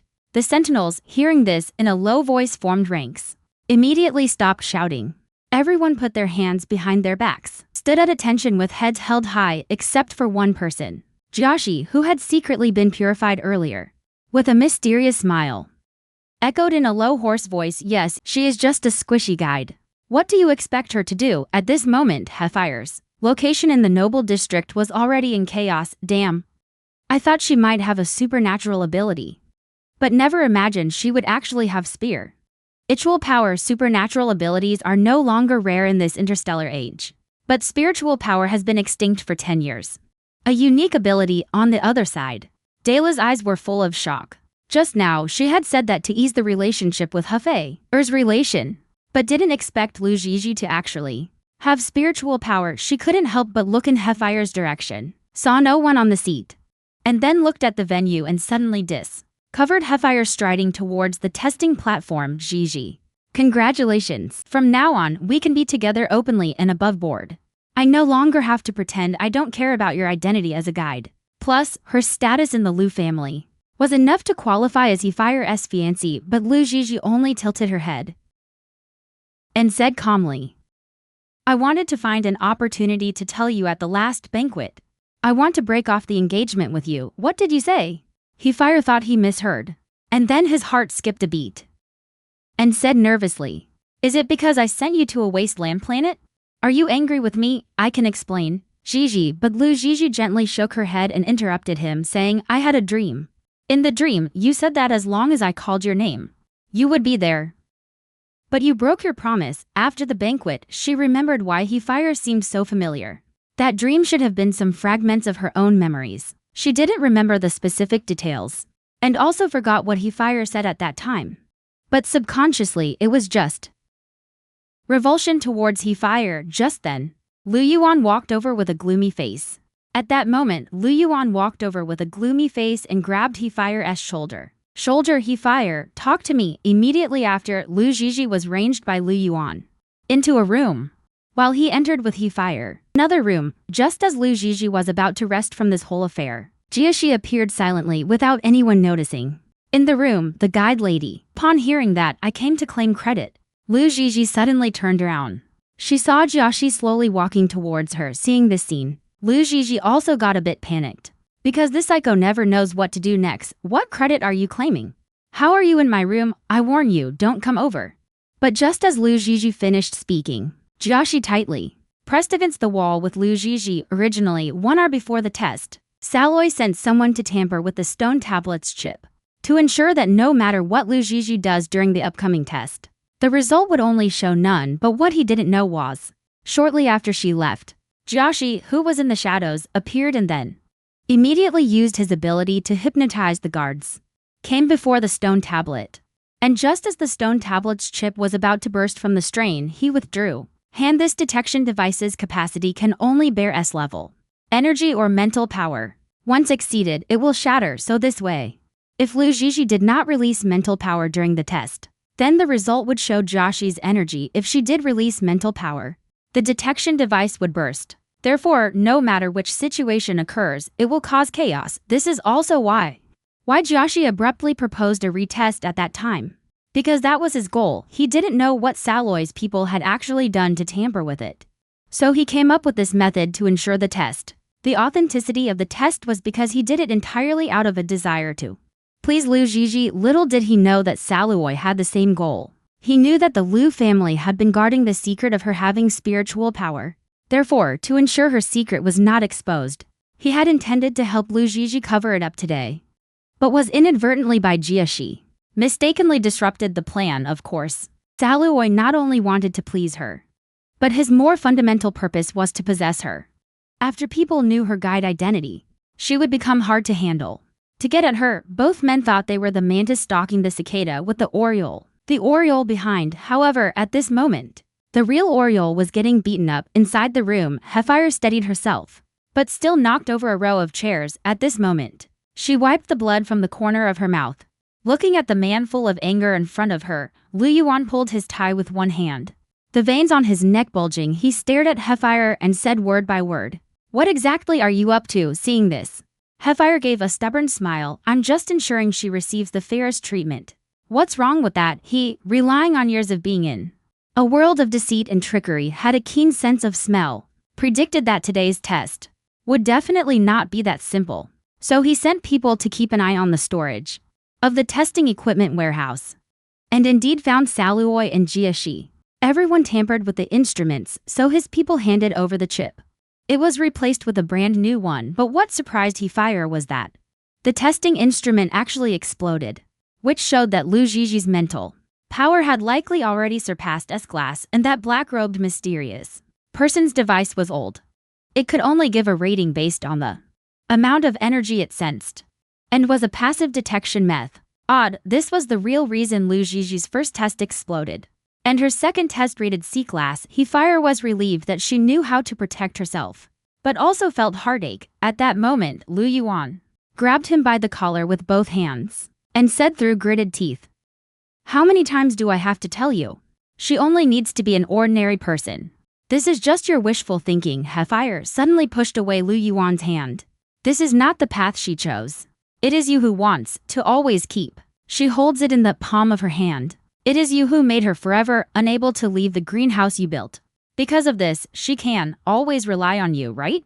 Lu Yuan was seen through by him, regarding his hidden dark thoughts. Zhen Xiang's body stiffened in place, his fierce temple veins pulsated. He glared fiercely at Lu Yuan. Suddenly smiled, "You like your younger sister, don't you?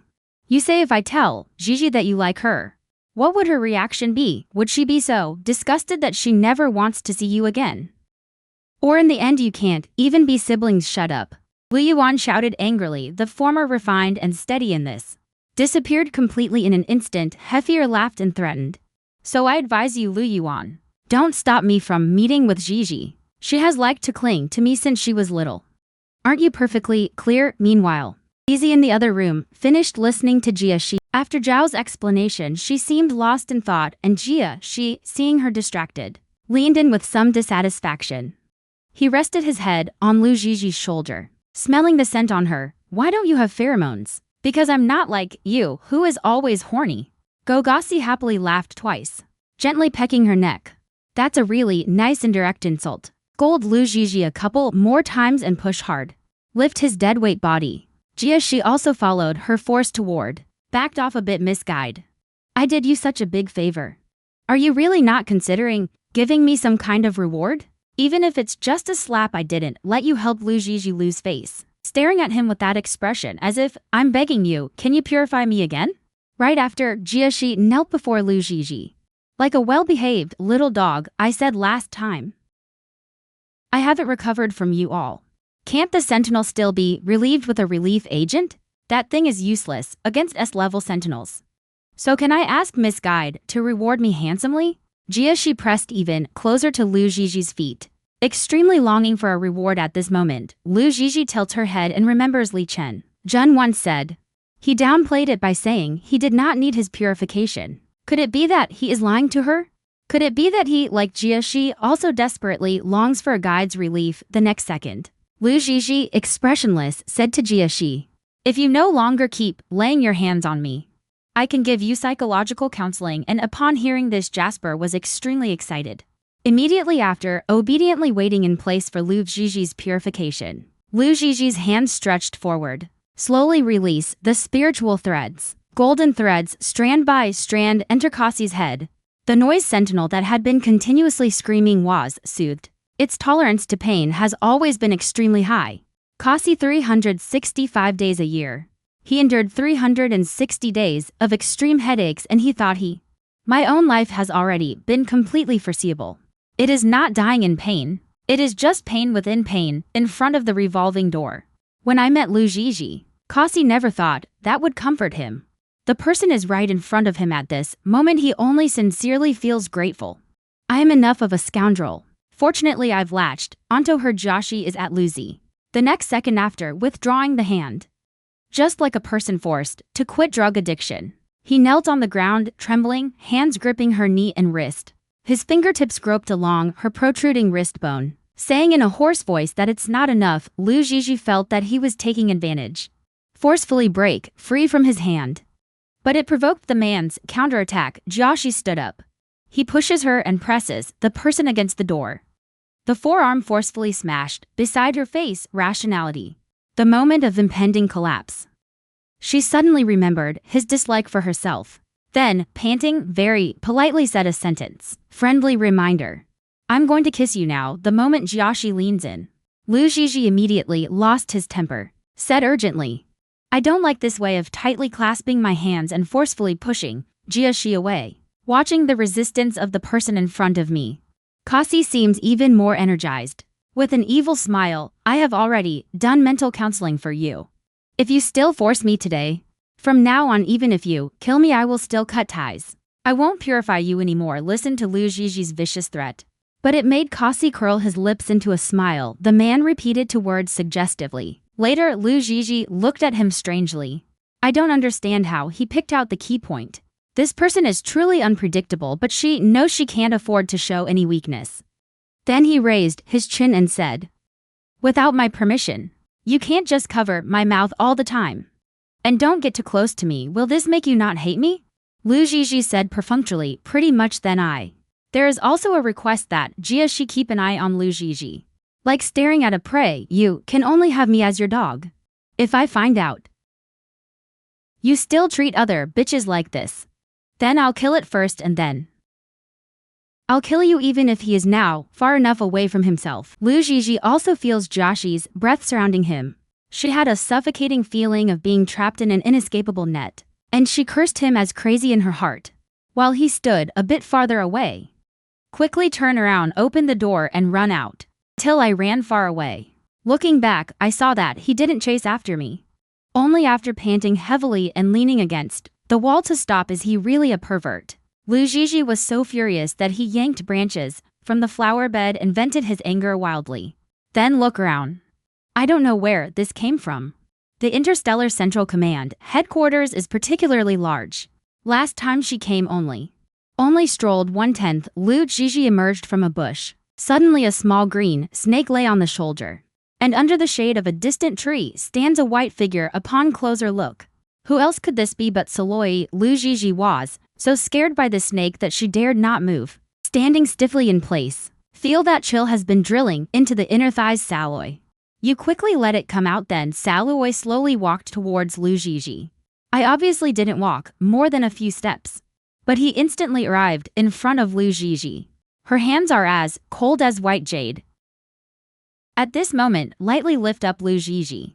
When showing off on the chin examination table was not very calm. Why are you about to cry? Now, Saloi's slender fingers stroke her cheek. Again, continuing downward, she grabbed her neck. Xiao Qiang, why? You like the feeling of being watched, right? Lu Ziji shakes his head. Tears fall in large drops with the amplitude of her movement. The bombshell is that the Senate ordered me to test it. It's not like I wanted to show off. Saloi snorted coldly. You might be able to fool your older brother, but you can't fool me unless you're doing it of your own free will. How could that instrument detect your mental power level? Immediately the next second, two more green snakes came out and coiled around Lu Ziji's body. Suddenly Lu Ziji was so scared that she squatted down on the ground. She was wrong. So it turns out that Jia's is just this one in front of Fengyan. The talent is really perverted. Go away. Go away, she is really going crazy. Liao Luzitzi sat on the ground so scared she cried loudly. Eyes are all red. Like a rabbit, pitifully, Saloi stands in front of her, looking down at her. It's hard to tell whether they are happy or angry from their face. The emotions in the eyes make it even harder to read what comes next. He squatted down. Extend your palm. The green snake swam out from Luk Kaikai's collar. Back in his hand he stares at those tears. Why do washed eyes cry? Lu Ziji feels his own anger. It shot straight to the top after just a little nudge. Shout loudly at him. You're trying to scare me with a snake. Still not allowed to let me cry. Saloi, however, was not angry. After a moment of silence said, when you were young, didn't you really like playing with it? Luk Ziji choked. I want to grind my teeth. But bullies the weak and fears the strong. Finally, his voice sounded a bit weak as he said, people's affections are all subject to change. I no longer like the things I liked when I was a child. Isn't that normal? As soon as the words were spoken, Saluai's whole face twisted in an instant. Lu Ziji. I don't understand why he is so moody and unpredictable. He shrank his shoulders in fear. He supported his body and stepped back, but Saloi did not order again. Make green snake threaten her. He slowly stood up as if utterly bored, snapped his fingers expressionlessly. The surrounding scene finally returned to normal and she saw Saloi turn his back. No longer care about oneself. Thought I could leave, but just stood up. Hearing him ask without even turning his head. So now you like being a guide again? Lu Ziji tilts his head in confusion. What does that character you represent? Could it be that she used to hate being a guide? I don't know why. In front of Saloy, Lu Zhizhi intuitively felt that he should tell the truth. I just want to enter the White Tower, she said honestly, and the man slightly turned his head upon hearing this. Lu Zhizhi couldn't see his expression, but you're pretty smart. It would be strange if not all was exposed. Lu Zhizhi bit her lip and asked, Saloy, were we close before? Why do you seem to know so much about me? According to Lu Yuan, he used to just be at. It is just the spiritual entity that tormented her in childhood, right? Why he know that you have psychic power? It even seems like her level. He knows very well.